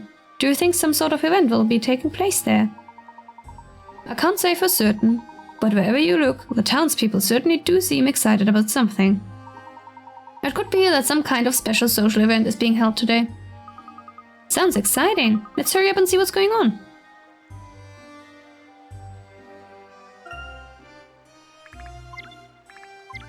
Huh, okay.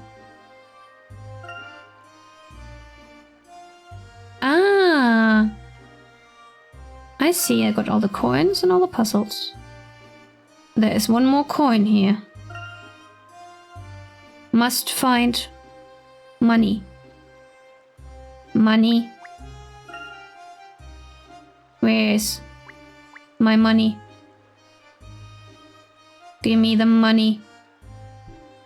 Where's the money? Where is it? Where's my money? Yes, okay, we've had this before. We've heard that before. Where is my money? Money. Where are you? Money. My money. There's also not money. Why is there no money here? Surely it has to be somewhere. Give me the money. The game is saying no. I'm not allowed to get my last... Well, guess we're moving on.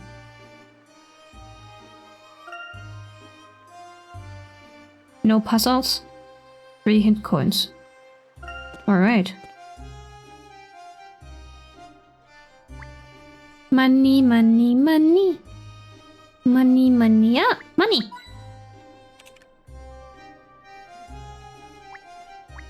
I want more. I need more.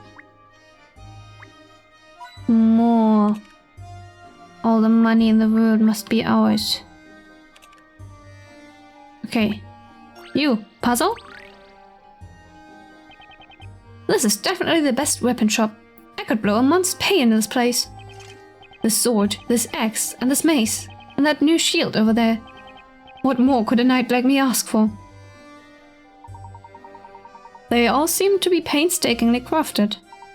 But I can't help but wonder how a knight would be able to move with all this equipped. A soldier unable to wear this equipment is not fit to be called a knight. What's more, this amount of equipment is the bare minimum required to effectively oust wrongdoers. Such a knave might come at me just like this. Oh. What you got, what you got? Shady shadows. I've noticed an occurrence most strange while on my night watch. I see 4 of my shadows being reflected by the light where there should be but one. What manner of witchery is this? Find my true shadow and fell this miserable curse. The people who made Layton saw Ace Attorney and said themselves, we can make this better. Well, they certainly did. In my humble opinion. Okay, it's not C. C is a bit slow. What's the difference between the others?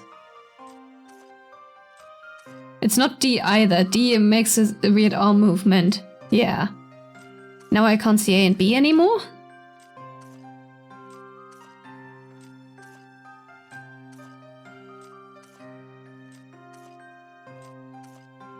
What's the difference between A and B?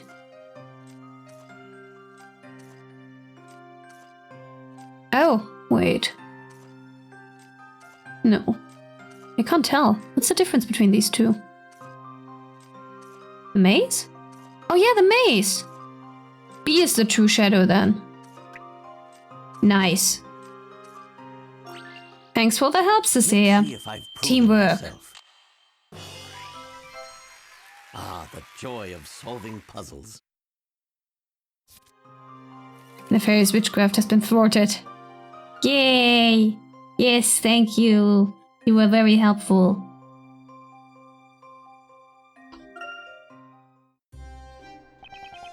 Just are right through that shadowy deception with consummate ease. Such powers of observation are outstanding. If you notice anything untoward, be sure to let me know immediately. Certainly, you'd be pleased to help. Unfortunately, villains tend to be careful too. Recently I've heard many tales about badly behaved youths. It seems there are 2 in particular who are up to no good together. I intend to deal with them before any of the townsfolk fall foul of their misdeeds. So I must remain on my guard at all times in case they suddenly appear. He's definitely a knighty sort of knight. But these streets seem so peaceful, it's hard to imagine any villains around here. It's a shame. Well, we must hope they apprehend those individuals soon. Let's offer our support too where we can. Right you are, Professor. Good, I think we're... not what I meant to do. Ah. Uh-huh. 3 coins, no hidden puzzles. Same for that one. Okay. Alright. Money, money, money. 1. More. More. Give me more. 2. 1 more. Must get all the money. Fish more. Ah, gotcha. My money. Heyo. Puzzle. Wow, a bakery. And it smells so good. If it's a bakery you want, they're out at the moment. But they should be back soon. That's too bad. But don't you think the taste of the bread has changed a bit recently? And the people working there seem somehow different too. But then I also feel like they've always been working here. Do you mean to say you're not certain? No, I'm not. It's just that somehow I have the feeling that there are more people working there now. There's something I would like to ask you. How knowledgeable are you about the people of this town? The people? Well, I have lived here all of my life, so I guess I know most of them. What do you want to know? I would just like to know if you have ever met a man called Carmine. Carmine? Sorry, but no. Never seen nor heard of anyone by that name. You never heard of him? How curious. do you think he was just going under a different name here? More importantly, shouldn't you two be on your way? Everyone else is already heading there. Is there something else we should be doing? Are you kidding? With all the townspeople getting so excited like this. You two must be waiting as well, right? Why not kill some time with a puzzle? Hell yes. Marionettes. Okay. There are 6 puppets, each with individually controlled body parts. Head, body, 2 arms, 2 legs. The controls for each of the puppet's body parts have been separated. Use the stylus to connect each puppet with the correct number of body parts. Note that none of the connections can overlap each other. Ah. Okay.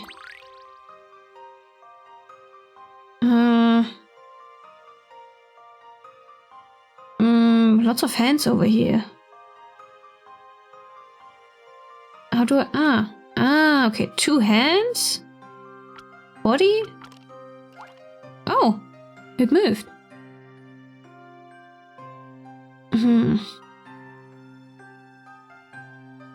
Let's see, this body? And you... There's another body, there's a body. Which one do I give to whom?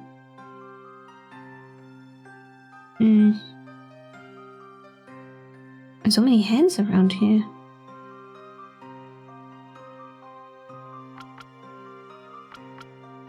Let's see. You have 2 hands, you need another foot. That's too many. Oh. Too many hands over here. Wait. How about this? And then you get this hand. And 2 feet. Okay, you got 2 hands now. Good. Oh goodness. Good? Good. Body? Hand? Oh! Hey! See what you think of this. Alright. As you'd expect from a gentleman in training. They look very pleased to be standing on their feet again. Almost looks like my own hotkey setup. You go and make yourself some bread. The other half you have lunch. I mean, I still have tea time / dinner left over. Enjoy! I'm assuming you're using Bluetooth so you can still hear me, but not right. Whoop! Oh, shit. You seriously don't know? Ha! Amazing. To think that there could be anyone in town who could be so clueless. Well, if you don't know, why not come and see for yourselves? As they say, seeing is believing. Or should it be pictures with 1,000 words? I'm not sure. I'm sure you get what I mean. Cat! Cat! Cat break for you. Kitty! Say hi, Cecilia. Hello. Kitty. Cat. Kitty cat. Really good. Kitty. My Toffee darling is the best. Kitty. Oh, Kitty darling. Careful. Who's a good kitty? Yes, you are a good kitty. You are the best kitty. My good God. And bye, cat. Bye, kitty. Bye. All hail Toffee? Oh, yes, certainly. All hail Toffee. Anyway. As they say. No, wait, I already read that. He could have just told us. This is all a bit exasperating. Well, it looks as if we'll just have to go and see for ourselves. Void Knight? What? Who, me? No, I'm perfectly normal. Look, I look perfectly normal. Nothing's happening. I mean, something's happening. I made my mouse glitch. My normal mouse broke, and then I got another one, and now the other one is also glitching. My mic is glitching. Everything's glitching these days. My phone is glitching. It's horrible. Everything is glitching. What do I do? Anyway. As soon as we finish looking around, let's head for North Parade Avenue. Sounds good, Professor.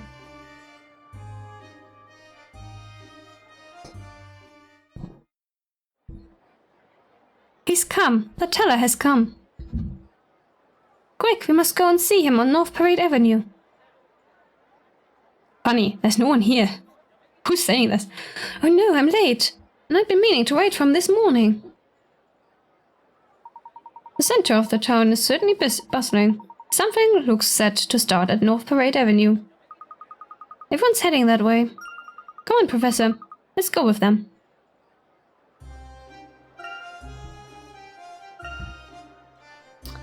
Say no hidden puzzles, 3 hint coins. Alright. We can do that. This is it. He's about to appear. This is the moment I've been waiting for. What the... What is he doing? Ever since I began queuing this morning. I can hear their footsteps. He'll be here any moment now. And that means Inquisitor Barnham will be with him. Oh, I just can't wait to see Seki Weki up close. Come on, we're waiting. I really don't like flashing screens. Not a fan. Once it's over, I have to get back and finish my deliveries. Come on. The people have gathered in the street we all wait, waiting to see him, to learn of our fate. Dearie me, look at them all, clamoring for a peek. It's as if this has never happened before. This dude reminds me of Lucius Malfoy. Or Draco? No, Lucius. Luscious Lucius. It would be more fitting and proper to wait with calmness and solemnity to show our respect. You should probably visit a bar though, rather than trying to tear it off. Yes! Welcome to chat, but also yes. But I mean, was that a real beard? If he could just... It looked like rubber, like a rubber band he was trying to pull off his face. It also looked like it hurt. I always have trouble mingling with the common masses. Is that a lamp? No, out of the way. Let a lady and her goat see. Oh, it's a goat. Sure. Attention, you rebel. Keep that line straight there. What are they doing? Putting beginning at last, Professor. flashing lights on my Layton. I'm not happy with that. I don't like that. Yes, you appear to be right, my boy. The level of excitement is remarkable. Hey, you! You with the tall hat! I can't see a thing! I beg your pardon, madam. What might be the occasion? What are you saying? I've never heard such nonsense. And to think that he is about to appear! Huh. Sorry, but when you say he, who exactly do you mean? Surely you two can't be serious. Why? It's him, of course! Interesting accent she has. The town's creator! The storyteller himself! Her 3D model is a little bit wacky. She moves like that. The storyteller. Huh? The creator of Labyrinthia? Ooh. Animation.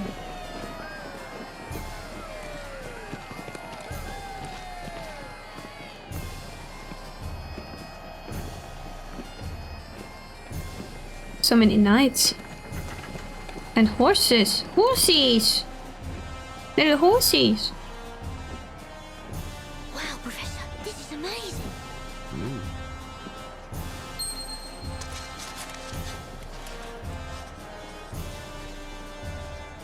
And that must be this town's creator. Thank you, storyteller! Thank you for granting me this lovely baby girl! She was ill in bed, but now she's as fit as a fiddle.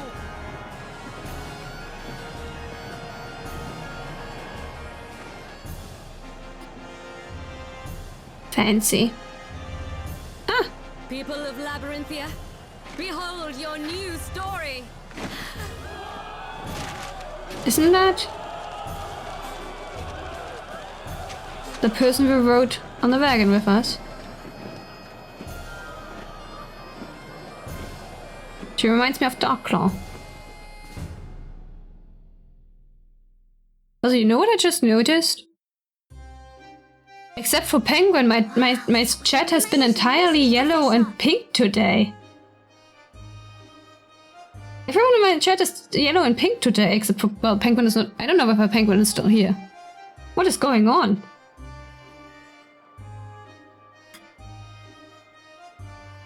Yes, you are yellow. Look at that. You even have the same shade of yellow. 3 people.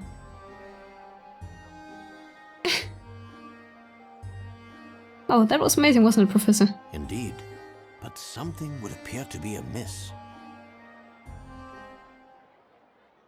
Yellow supremacy.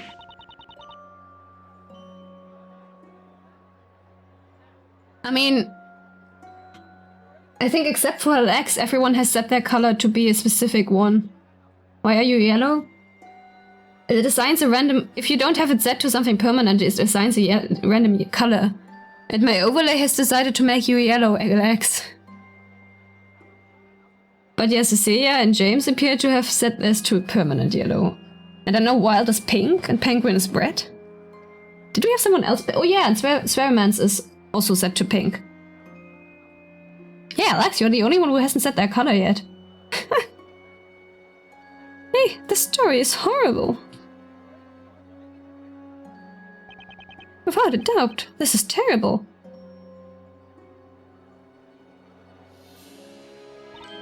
Do I need to write in my own chat? To bring some blue in there? No, I'm not doing that. But this doesn't look good. Today I'll finish up my deliveries and go home early. Up until a moment ago, everyone was so excited. But now that the parade has passed, the mood here seems totally different. They all seem to be afraid of something. Yes, it's very strange. Ah, Professor, there's one of those sheets of paper over there. That must be one of the sheets that the knights were throwing up to the crowd. The problem seems to be related to what is written on those sheets of paper. Hang on, I'll pick one of them up. Okay, I'm gonna hydrate. Water. Drinking water. Ah, nom nom nom. It deliciously tastes like nothing. Nothing at all. This doesn't look like a typical letter or anything like that. It's hard to imagine what could be so terrible. Let's start by giving it a read-through. Okay, Professor. Story fragment. Editor items.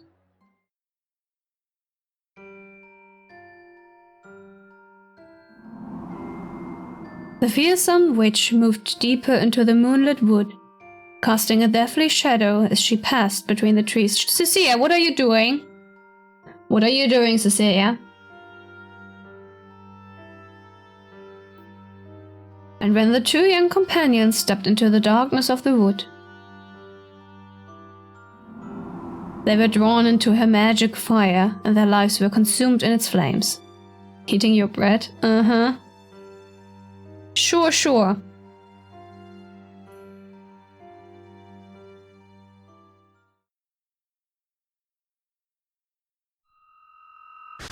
Ah. Okay. After finding themselves in Labyrinthia, the Professor and Luke saw the parade of the town's creator, the storyteller. But on reading the story that was distributed to them, the townfolk became afraid. The horrific story on the piece of paper described how 2 young companions would be burned to death by a witch. Looking at smartphones. It's horrible. They're all horrible. I hate them. My phone, please don't ever break. I don't want to. Xiaomi X7 Pro doesn't have space for an SD card. What the hell? For some reason, also, I remember last time I got a phone, the smaller ones were the cheaper ones, but nowadays the smaller ones are more expensive for some reason. I don't understand that. Phones. No. I don't want to get a new one. My dear phone, you need to survive another 6 years or so. You can do it. Yeah, witch. Here, this is you, Cecilia. Look at yourself. Look at yourself. What could that mean? A witch again? And what about where it says their lives were consumed in the flames? Look, let us cast our minds back to what Isabella said in London. I seem to recall her mentioning that those witches had followed her from Labyrinthia. So that would... What is up with these flashing lights? Goodness gracious. So what... That would mean that the witches we saw in London really were from this town. The witches in the story. Do you think she's the one... The witch in the story. Do you think she's the one from before? It's still too early to say, but at any rate, this seemingly prophetic story is rather disturbing. I only came here to see Inquisitor Barnham, and this story is what I get? Oh my, what bad luck this is. Oh no, things had been so peaceful, and now the witch is to strike once again. What a fearful world we live in. I thought there were multiple witches though. What a horrible story. I can't stay here any longer. I'm heading straight back to the market stall where I can be with my lovely little goats. Well, it seems that what's written here is indeed the reason for all this unrest. It's definitely a little ominous, but it's only a story, isn't it? It's precisely because it's the story that we are all so afraid. Don't you even know that much? Without fail, whenever a witch appears, somebody dies. Even if what you say is true, there's no reason to be afraid. After all, it's just a story. It's hardly going to become a reality. What are you saying? Yes, what do you mean by that? Eh? You're not implying that you don't believe in the story, are you?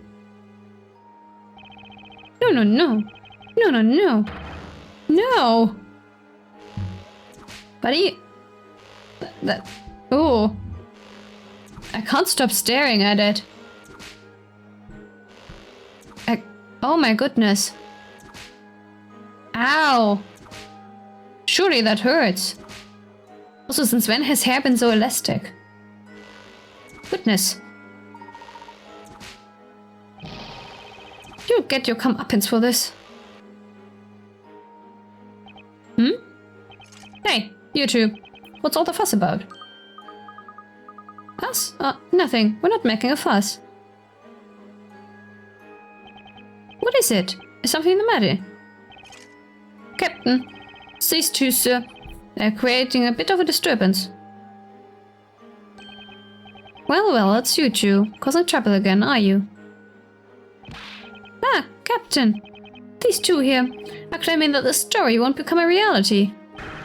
How can they say such a thing? What's that? This simply can't be. You claim that you don't believe what the storyteller writes? Exclamation mark. Could it be that you too? No, it couldn't be. A moment ago, they were claiming to have seen a witch. Honestly, that's what they were saying. Look, there are two of them. They could be the two in the story. The pair that gets killed by the witch. Well, they could be. Even if they're not, they must have something to do with the witch. Professor? This atmosphere is somewhat unsettling. It appears my original instincts regarding you two were indeed well-founded. You're clearly suspicious. Men, surround them.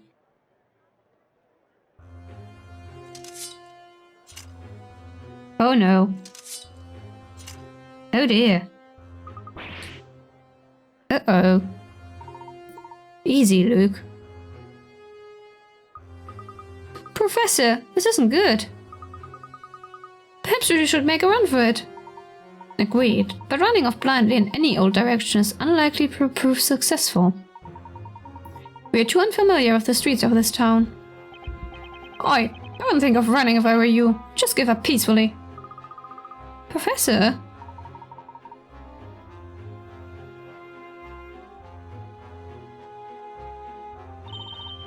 Mr. Layton! Luke! Both of you! Oh wait!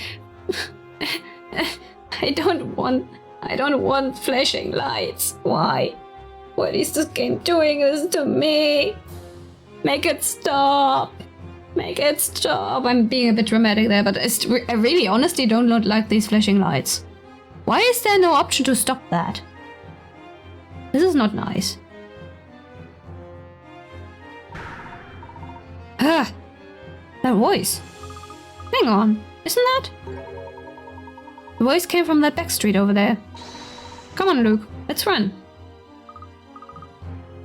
Okay, Professor. Oh, wait, stop! Come back here. After them, men. They're getting away. Yes, sir, Captain. Ah. Goodness gracious. As I thought, it really was you, Isabella. But why? Why are you... Shh, I'll explain later. Please, just wait here quietly. Right. Where are they? Which way did they go? Captain, we seem to have lost them. What? They'll still be here somewhere. Find them. Ooh, pretty drawing.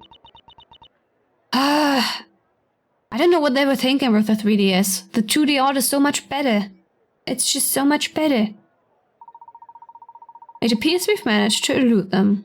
But what now? We can't stay here. They're bound to find us sooner or later. Let's move elsewhere. If we keep through the back streets, we should be able to reach the square without being seen. Follow me.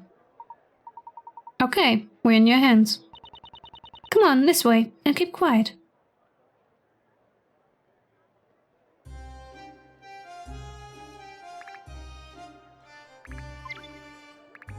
But my coins... But my coins... My money! I didn't get to... My money! That was rather too close for comfort. It seems you rescued us this time. It was nothing. I'm just glad you were both able to get away safely. But what are you both doing here in Labyrinthia? We'd like to ask you the same question. What about you, Isabella? What happened after we separated in London? I remember you jumping aboard that cargo vessel. Did you have any trouble getting away? Well, Easy now, Luke. We mustn't bombard Isabella with questions like that. I'm sorry, Isabella. No, I'm the one who should be apologizing. I'm afraid it's just not very clear. You have no reason to apologize, Isabella. But when you say it's not very clear, what do you mean precisely? Well, to be honest, I seem to be unable to clearly recall what happened. Is that so? After we put you aboard that ship, we should have followed after you. But at any rate, I'm relieved to see that you're all right now. Yes, I am, thanks to you both. It's good that we could meet again like this. I'm so happy to see you here. Too right. We're both very happy too, aren't we, Professor? We certainly are, Luke. Let me guess. You both came here to solve the puzzles of Labyrinthia, didn't you? Well, yes, something like that. Right, Professor? Actually, the truth of the matter is, we don't really know why we're here. Eh? It seems as if... Well, it's almost as if we've been sucked right into that book's story. Sucked into the story? If it's okay with you, Isabella, I'd like to ask you some questions about Labyrinthia. We can't really settle down here for a chat, can we? Those knights might find us again. We'll need somewhere to lie low for a while.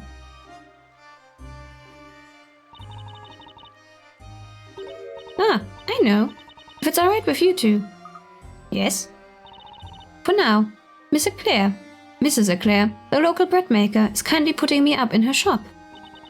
If you don't mind, you're welcome to come to my room. I'm afraid it's only an attic room, so it's a little small. Really? I mean, are you sure that's okay? If they were to find us there, wouldn't that mean trouble for everyone at the shop? Not at all. You shouldn't even think like that. After all, it was you two who rescued me in London, wasn't it? Yeah, but... Huh? What does that have to do with getting the people of the shop in trouble? So if there's anything I can do, you must let me help in whatever way I can. Isabella. Thank you. Allow us to graciously accept your kind offer.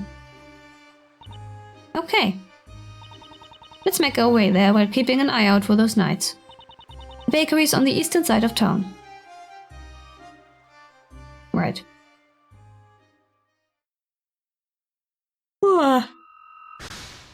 Oh. Huh?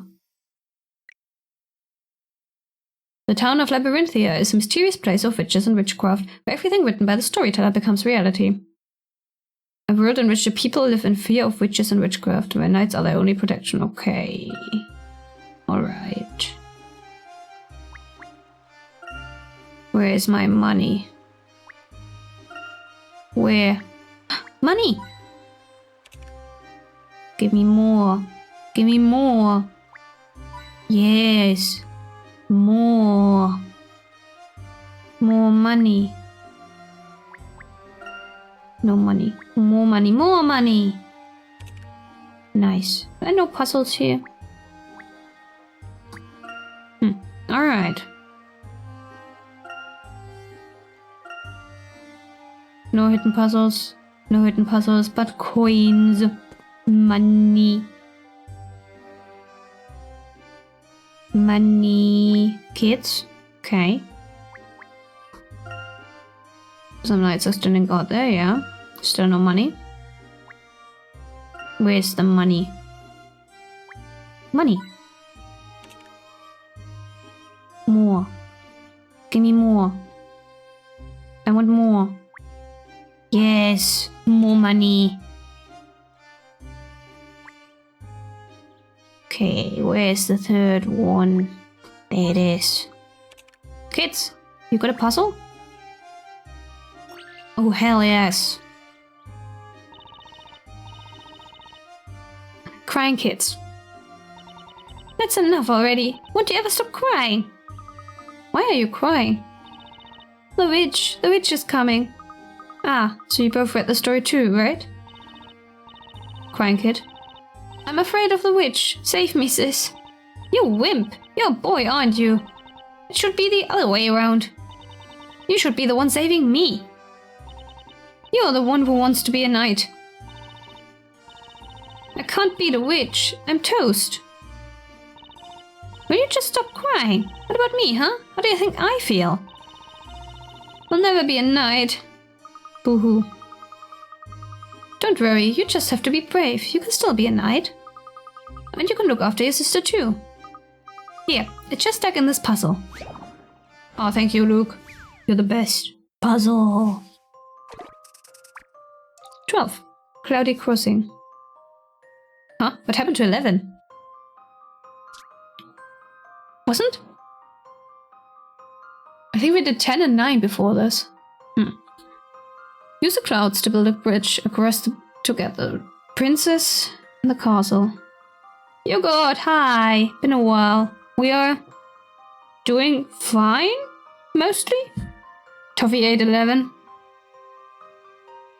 We are playing a game. Things are glitching around me. But it's fine. It's fine. I'm fixing it, I guess. But yeah, we're doing okay. We got a car. We got a car. That's what we were doing. And now we're doing puzzles. Touch a cloud to move it up or down with your magic spell. Clouds that are raised become sturdy and perfect for crossing, while clouds that are lower turn into gloomy grey rain clouds, unsuitable for crossing. Magic is a bit off today. As a result, moving any cloud will move its neighboring clouds as well. Okay. Ah, I see. Yes. Let me see.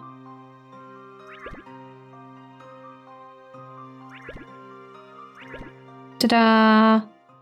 See what you think of You this. lost your new phone? Oh no. Oh Do no. the next one too?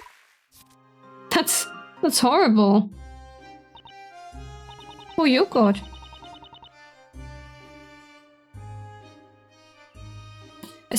I mean, losing your phone is already horrible, but especially if it's new. That's double horrible. Wow, that's amazing. He really made it to the princess. At last, the crying stops. You must remember to be brave, even when you feel afraid. Sometimes even I feel scared if I'm alone. I believe that if you're with someone you care about, you can overcome any fear. Also, finally some color out in my chat. Even if it's red. It's red. Well, I mean, it's better than yellow and... what was it, pink? No green.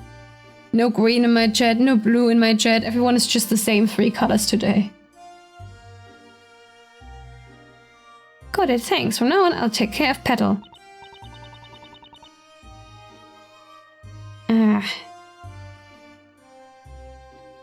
There. Happy? I really don't mind one way or another.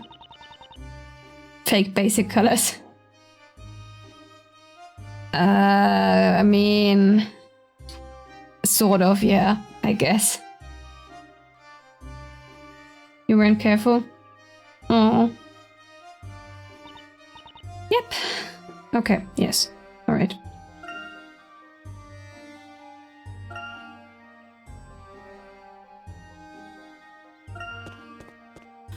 Hey, Alex. You're pink. Puzzle? No. Hello, sir. Did you gentlemen see the parade? We certainly did. The turnout was most impressive. It seemed almost everyone in town was present. Well, it's always a good turnout, but more to the point, what do you make of the story? Yeah, look at that color. Color everywhere.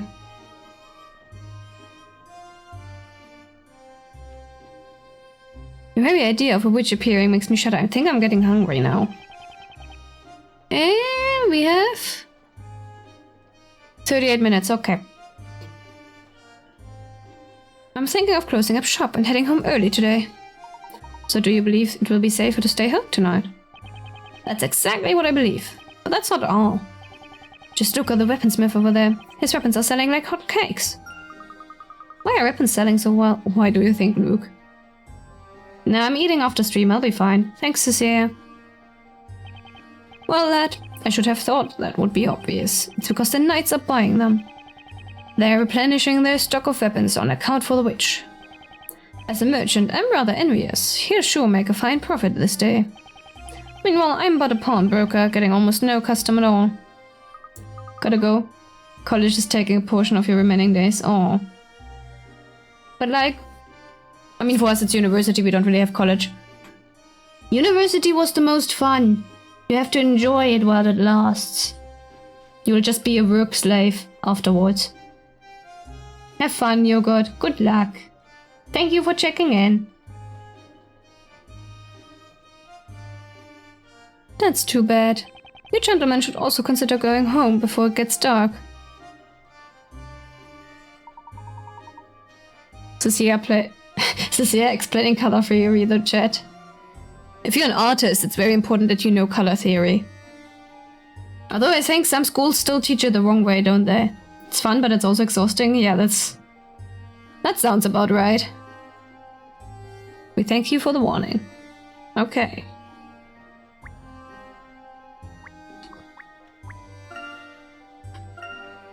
Take care. You too. You too. Take care. Enjoy it. Enjoy it. Enjoy your time at university. To the fullest. And what's his ear said, he has loads of energy. Those two characters were slippier than I thought. It seems they have left this area, sir. Shall we head back, Captain? The men should return to the guard post. What? This is a disgrace, letting those two slip away from under your very noses like that. Let's take another look. Yes, sir. Sounds like we shouldn't be hanging around this area too long. But my money... Indeed, let's head for the east shopping area before they find us. I agree. If we lay low for a while at my place, perhaps the knights will give up and go home too. But my money... Give me my damn money! Money... This building totally does not fit the rest here.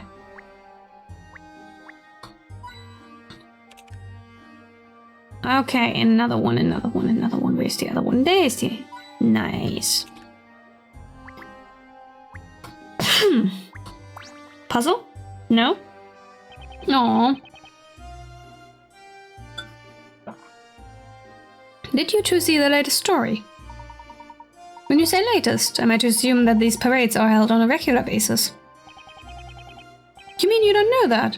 People these days. No one knows a thing.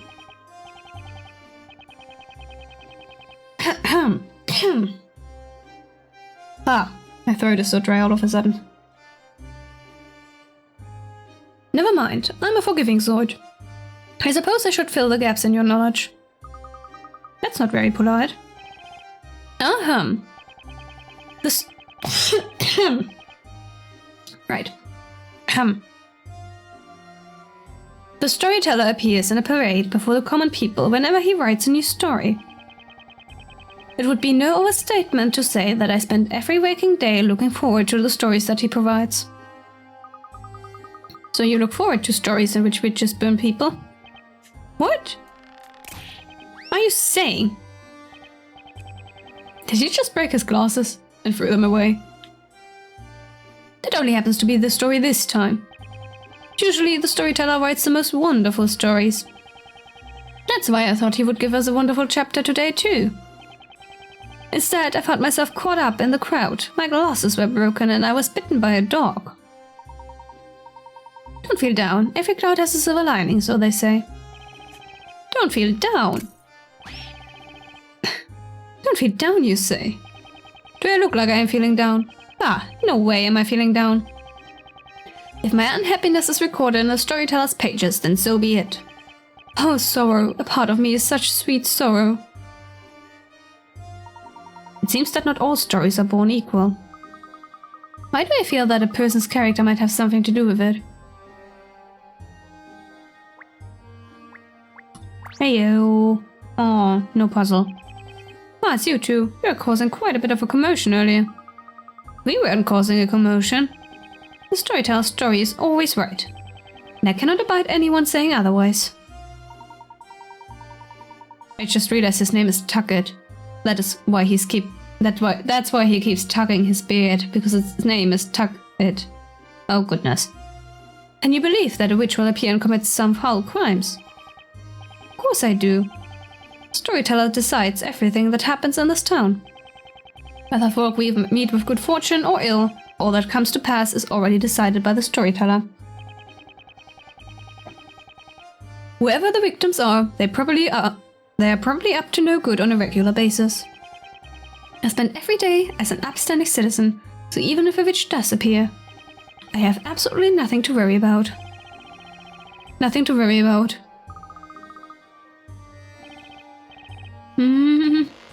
Oh gosh. And there he goes again. It's no use pretending I'm afraid of the witch. Ah, it's over for me. Maybe you ought to go home as soon as you can. Yeah. I want puzzles. Where are my puzzles? You. No? No. Hey, Professor, the minstrel is singing a song again. I believe you're right, Luke. Let's go and listen while taking care not to disturb him. The crowd, they thronged in the afternoon sun. The story was told and the creator was done. Oh, what a tale, the story so fearful.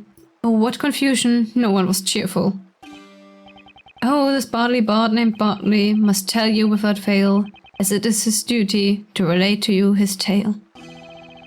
In the darkness of night, when the sun has gone down, the shadow of the witch shall appear. And the unfortunate couple, walking in the darkness, shall come unerringly to the witch. And bathed in the witch's fire, their lives will be consumed by her flames. All the story you hear today is terrible, I have to say. Right. Okay. Alright.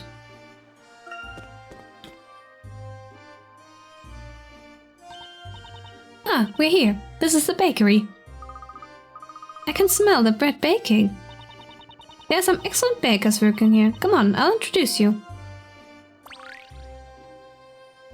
Puzzle? No? No. So, did you both read the story? Yes, we did.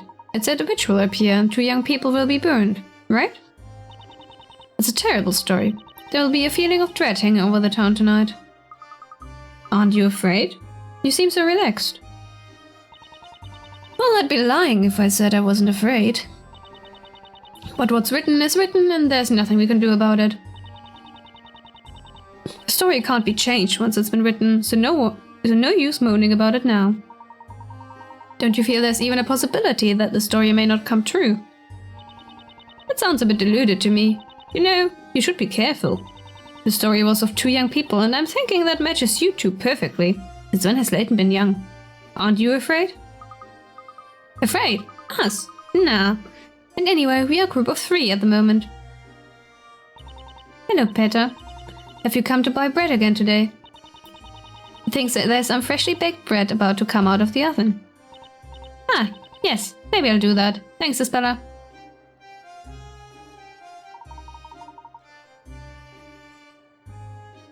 Right. Let's go to the bakery. Enter. Oh. Okay.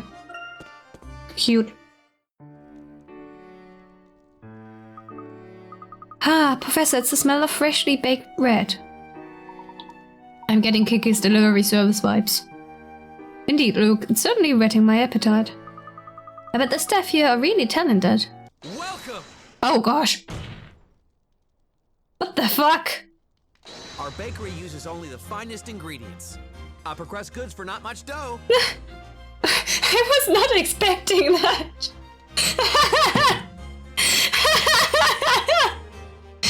Okay, that was unexpected. It turned him into a pig. Okay, that was unexpected. Goodness. Alright.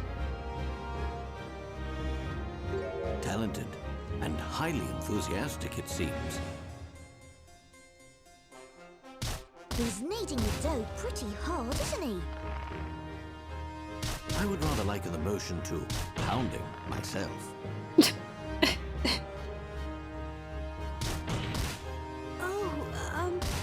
Mr. Wright, these gentlemen aren't customers. They're my friends. Oh, really? Hey, Isabella. Welcome home. Hello, Maya. Where's Aunt Patty? The boss? She's gone to the market. She should be back at any time now. Sorry about Nick here. He didn't realize you weren't customers. You were also thinking you hope Layton and Wright will meet the stream. Well, you manifested this? Ah, witchcraft. It's witchcraft.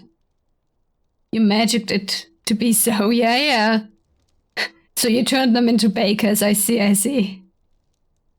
Not at all. There's nothing wrong with such sincere dedication to one's job.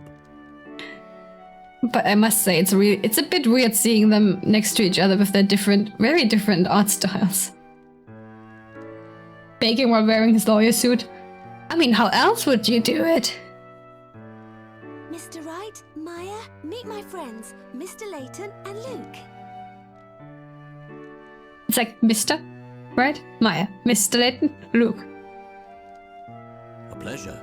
My name is Herschel Layton. And I'm Luke Triton. Nice to meet you. I'm Maya Fey.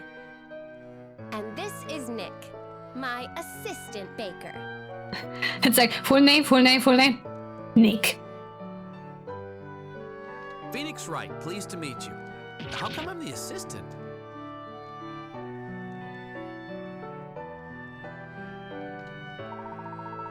Oh, now I stopped voicing them. Okay. Mr. Phoenix Wright and Miss Maya Fey. Somehow not quite the kind of names I'd expect to hear around here. Nick's now the assistant. Well, yeah. Clearly, Maya's the one who knows what she's doing. Professor Layton, get it right. Yeah, he is a professor. And professor implies he also has at least one doctor's title. He must have at least gotten one PhD. Have you both been working here long? Yep. Must be going on 5 years now. What? Isn't that right, Isabella? Ah. Yes, I suppose it must be. Say, you know what? Seeing as you're both friends of Isabella, I think we can give you guys a little something. On the house, of course. Wow, really? Sure, why not? I actually just took some freshly baked walnut bread out of the oven, so... Oh, walnut bread. I'm so jealous. Freshly baked. Oh, so that's what that great smell is. I bet it's delicious. If you think the scent is good, you should try tasting it. You too, Mr. Layton. It's so good it will knock your head off. I'll be delighted to. That's most kind of you. Well, that's that then. Go ahead and help yourselves. Take that! What?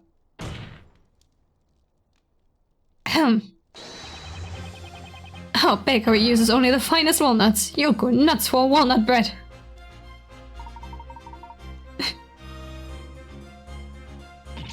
How many times do I gotta tell you, Nick? You're supposed to say, here's your order. Oh, yeah, that's right, I forgot. I don't know why, but I just get the urge to point and shout like that sometimes. Bad, Nick, bad. You can't keep shouting at the customers like that. Those will be all over you like butter and toast.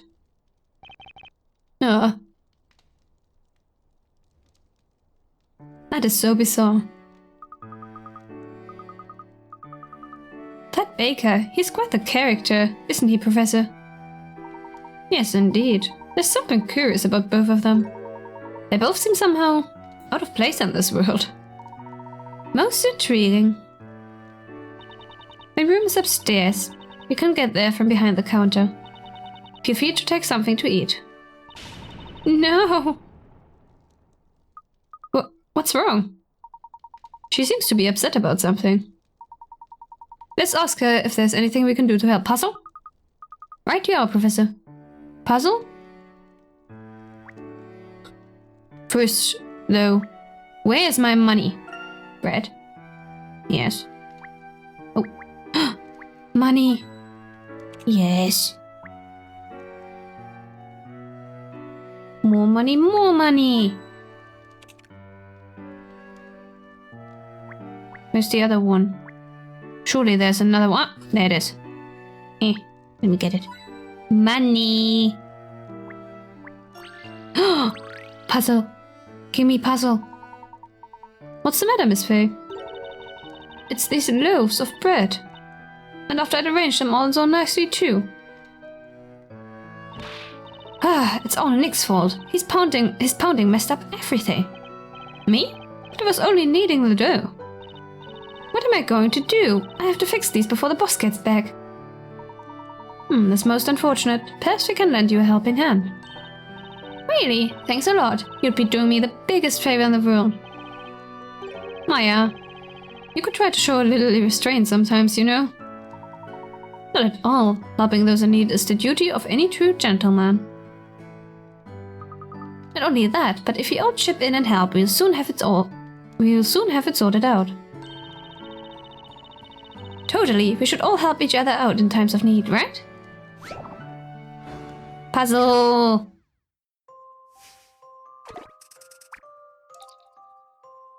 Is this another one where I have to rearrange things?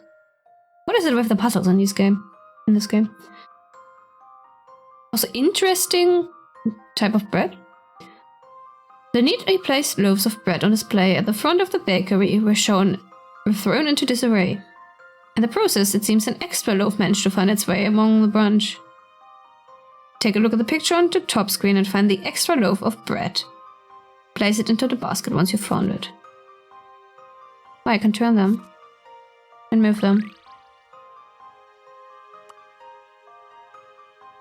What are you doing? Anyway. You're not that one. You're not that one either. Are you this one? Could be that one. I have no idea. There's so much bread around here.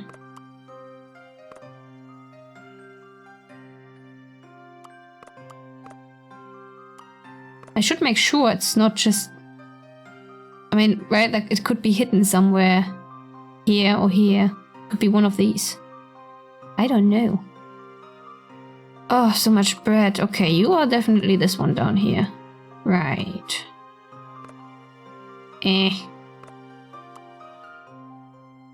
You look like you're that one. Over there. Bread everywhere. So much bread. You that one? Yes, you're that one. Okay. You could be this one. Sure.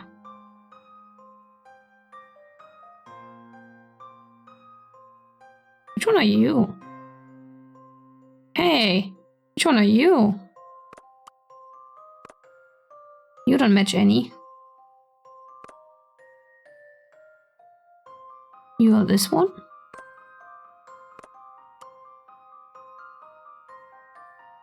Oh, wait. So maybe this one is over here. And then you could be that one.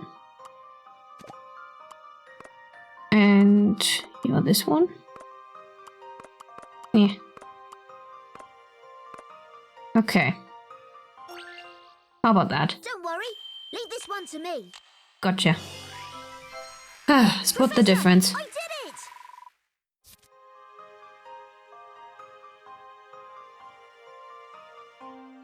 Right. Why? But we're not questioning that. Perfect. That's exactly how they were before. Thank you so much. Yeah, thanks. You really saved my bacon. It's no more than any young English gentleman would do. You said, English? What's that? And where have I heard it before? Hey, Maya. The boss is back. Hello, everyone. She looks like such a typical baker woman. And her hair reminds me of croissants. Hello, everyone. Just as I was wondering what the commotion was all about, I see you're back, Isabella. Welcome home, Aunt Patty. Were Maya and Phoenix doing a proper job of minding the shop while you were gone? While I was gone? Of course we did. Naturally. You know you can count on us. They may be calling her boss, but she seems like such a warm and friendly person. She certainly does, Luke, and she has a heartwarming smile too. Oh, such flattery. You're trying to make me blush. By the way, Isabella, are these two gentlemen customers of ours? These two are friends of mine. They kindly helped me out once in the past. I was so happy to see them again that I invited them here. Pleased to meet you, madam. My name's Layton. And I'm Luke Triton, the professor's apprentice. Is that so? It seems Isabella is indebted to you both, so it's certainly a pleasure to meet you both. As a thank you from me for helping Isabella, please feel free to stay as long as you like. We just happen to have an empty room that you're welcome to use if you wish. Thank you for your kind offer, madam. Ah, yes, I imagine you must both be feeling hungry. Well, actually, I'm more than a little peckish. Ah, you don't say. Well, in that case, let me offer you something special. A puzzle? What? My very own creation. Aha, wonderful. And that face baked on the surface, a masterpiece. Did you just... Where did you put that? Yes, I'm proud of it. I use a sequin technique to make it extra fluffy. Only the best for our special guests. This is great. Still, we don't really have a whole lot of else to offer. Only bread. Wasn't there jam on? Oh no. Only bread? Oh, I mean... hey, Isabella, shouldn't you show our guests to their room? Let's just forget the bread. Forget? The bread? Oh dear. Oh dear. I mean... Mr. Layton, Luke, let's go upstairs now. Huh? What's going on? Just trust me, come on. Wow. Only bread? Forget the bread. Oh my gosh. Wow, that was fast. I could not read that fast. Nick and Maya toast. Quite literally, yeah.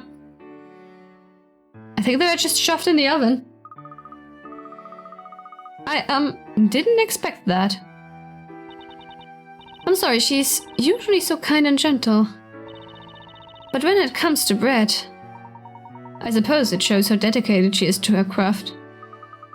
I guess it must be fun to live in such a lively place though. Books! Sorry.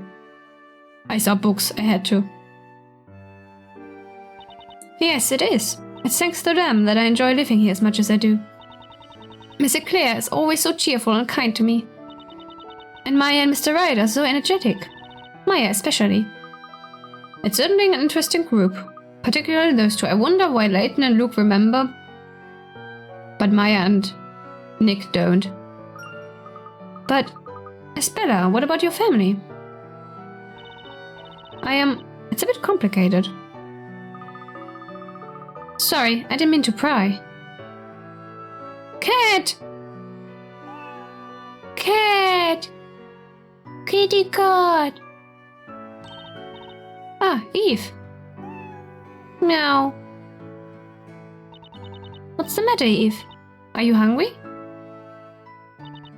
Sorry, it's my cat. Must be supper time.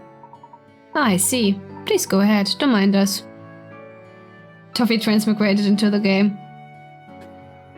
Ah, the eyes aren't quite right, but yes. It's a toffee cat. Cat. Because Toffee has more of a yellowish grey. Toffee has the eyes that every wood cat has, you know. Meow. So Spella has a pet cat. His name is Eve, huh? A finely groomed black cat, I must say. I'm sure Spella takes excellent care of it. Her, Layton. Excellent care of her. This cat is not... I mean, unless the cat identifies as an it. But I don't think she does. Give me the money. Give it to me. Okay. There's usually... Ah. It's a moving wing? Where is my third money, kitty? Cut. No money here. Money. Where's my... Ah! Money. Now then, do you have a puzzle? No. No puzzle. It's such a cute cat. So well behaved and clever too. Thank you. Eve is a real friend. Meow.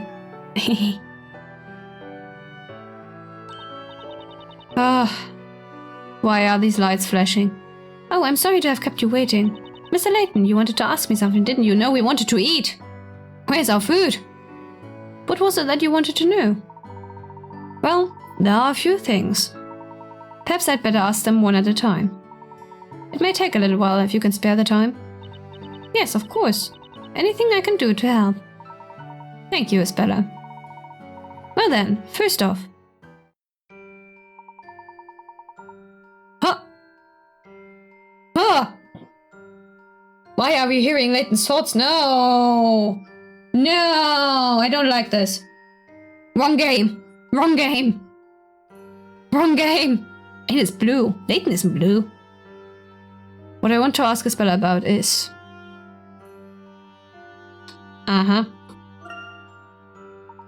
Could you tell us again what happened between the time that we were separated in London and your returning to Labyrinthia? You said you can't clearly recall what happened to you, is that right? Looks blue. Yeah. No, I can't. When I came to, I was back here in Labyrinthia. I can remember everything, up until I boarded that cargo ship. But after that, I just can't seem to remember how I got back here. It seems the townsfolk didn't even notice that I'd been away. I almost thought the whole thing must have been a dream. Until the two of you appeared here in Labyrinthia. It seems I wasn't dreaming after all. Yes, indeed. It all really did happen. You came to my office. And then the witch came for you. So does that mean that the witch brought Isabella back to Labyrinthia? Well, I suppose so. But why was I in London in the first place? Eh? Why did I meet you two gentlemen? And why was the witch after me? I just can't seem to remember. Isabella, you and Carmine were running away from the witches, weren't you? Carmine? Do you mean to say that you don't remember being in London with Carmine? Carmine took you with him and tried to escape from this town. Carmine took me with him and tried to escape? I'm sorry, I do have a vague memory of Carmine, but... where was I in London? I just can't seem to remember. My memory is almost as bad as mine. Okay. Do you remember this letter, Isabella? That's a very small letter. A letter? Yes, Carmine gave you this letter and instructed you to bring it to me. It looks more like a note than a letter, but fine. You followed his advice and brought it to me in my office. That letter? Could I take a closer look at it? Yes, of course.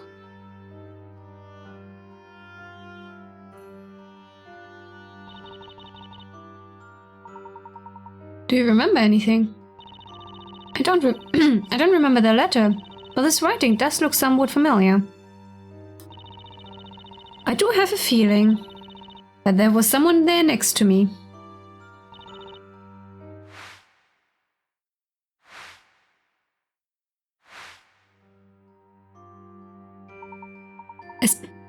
Isabella, are you alright? I think I remember. I remember Carmine. Really? You're right, I do know him. I definitely know Carmine. Carmine was here, in this town. In fact, he was in this very shop. In this shop, Isabella? But according to the townsfolk, they never even heard of him. Funny that Luke says that when we only asked one person about Carmine.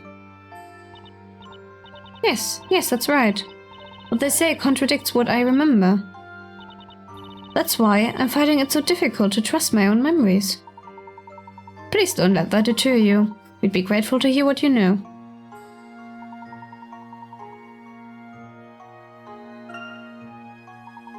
Please, do let us know what you can recall. According to my memory, Carmine was working here in this bakery. Eh? Well, there are already 2 workers in the shop, right? Mr. Wright and Maya. Those 2 have also been working here making bread for some time now. Or at least, I'm quite sure that must be the case. Mrs. Eclair and anyone else around here would soon tell you so. That's why I put no faith in my memory. This difference in perception is certainly intriguing. And the fact that Carmine worked here has me somewhat curious. Do you think all the townsfolk could just be pretending not to know? I mean, maybe Carmine really was here and they're acting like they don't remember. After all, he did mention in that letter that he wrote that he escaped from Labyrinthia. How about we go and ask a few people around the town? No, Luke, I don't think that's a good idea. As you are no doubt well aware by now, a single word out of place can be enough to bring in the knights against us. Not only that, but I really cannot believe that Mrs. Eclair would pretend not to know him. She's always so straight with people. She's never two-faced. I see. Perhaps, Luke, we should be thankful that she took care of him. Yes, you're right, of course, Professor. By the way, in that letter, Carmine claimed that his town held a mysterious secret. He implied that he wanted me to solve Labyrinthia's mystery. Do you have any idea what that mystery could be? What? The whole storyteller thing is not a mystery in and of itself, Layton? No? Labyrinthia's mystery. The entire town is a mystery. I'm sorry, but I've never even suspected that this town holds any secrets. Then what might it have been that Carmine was investigating? What was Carmine investigating? Ah, I think I might know what it could be. One time, Carmine asked me this. Why is it that whatever is written by the storyteller in the Historia Labyrinthia always becomes fact? If that puzzle can be solved, then we will unravel the mystery of Labyrinthia, he said. So Carmine didn't believe that what's written must always come true either. Well, I'm not sure, but what? It's only natural that what's written in that book must come true. And it's hard for me to believe that both you and Carmine could doubt this. Well, speaking for myself, I can't just believe it so easily. Nevertheless, to the people of Labyrinthia, it appears to be a matter of common sense. Which is why those knights treated us with such suspicion. That's true, but... Are you saying that... in your London, there's no story? Well, there's certainly none that come true, as the Historia Labyrinthia does. In the world as we know it, such a notion is inconceivable. As I suspected, Carmine is from the same London as you two. So I suppose it makes perfect sense that you should all think in that way. Incidentally, what action did Carmine take after he came to suspect the story? Well, Carmine often visited the Great Archive. Books? The Great Archive? Yes, that's where all the volumes of the story are kept. You mean to say all previous volumes too? Yes, every volume of the story so far. All of them. I see. In other words, he wanted to confirm the authenticity of the story. But Professor, surely he wouldn't be in trouble with the witches just for looking at some books. As I recall, in the letter he sent to me, he wrote, I realized the town held a mysterious secret. You don't say. I decided to get to the bottom of it. But before I could, they found me.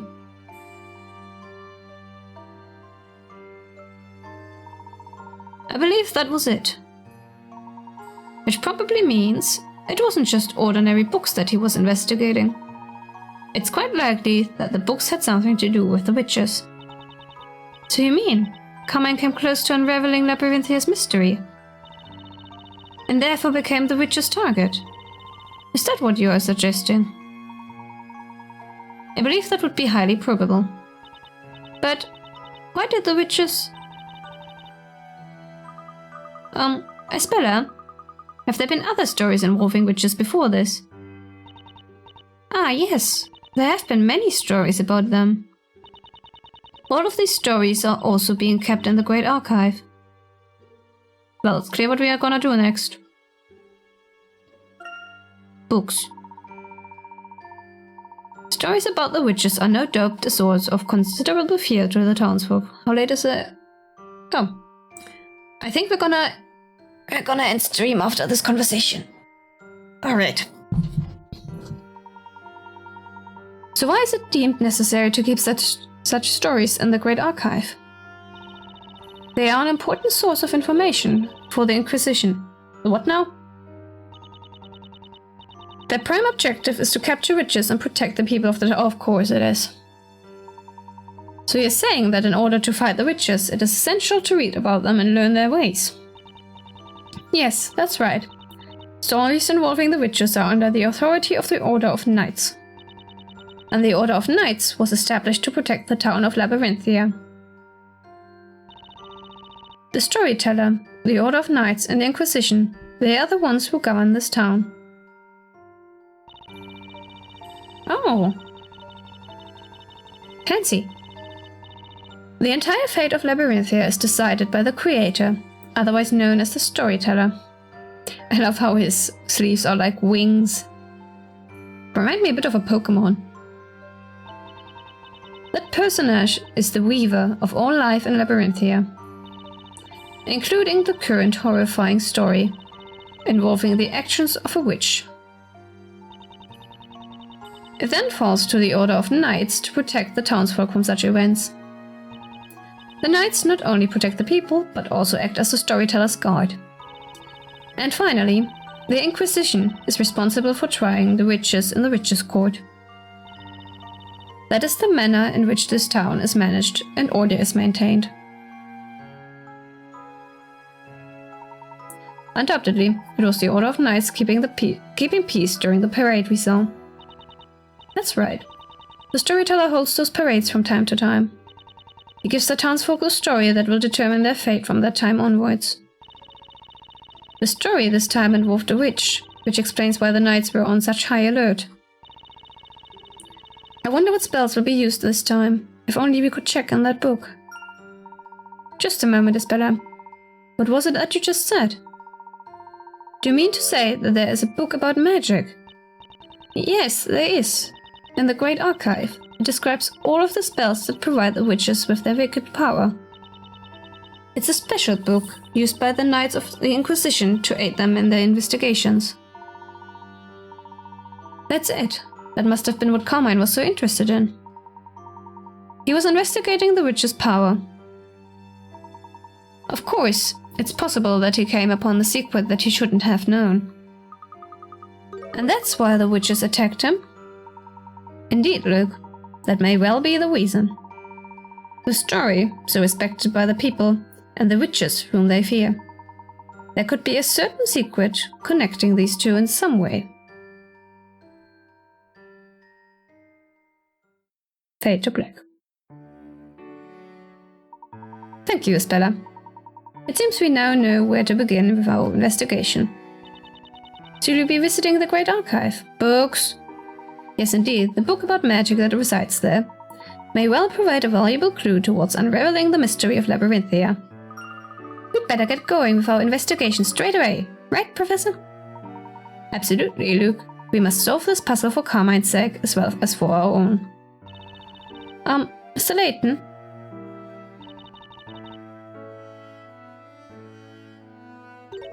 Please take me along with you. I'm not sure that's wise. It might put you in more than a little trouble. It's likely that Carmine's investigations are what led him to being pursued by witches. And if that's the case, the path we treat may well be fraught with danger. Even so, I really would like to help you. Talking with you both like this, I too have come to believe that there must be a secret to this town. I want to help you find the truth. Well, Isabella, I suppose that settles it. From here on in, let's all do our very best to solve this mystery together. Yes, together. I'm the Professor's apprentice, so if there's anything you need to know, just ask. Thank you, Luke. I'll be sure to do that. Well then, without any further ado, let's follow in Carmine's footsteps and visit the Great Archive. I'm quite certain that's where the clues are waiting to be found. Yes, let's go. Meow. Not you, Eve. I'm afraid you will have to stay here until I get back. Aww, kitty.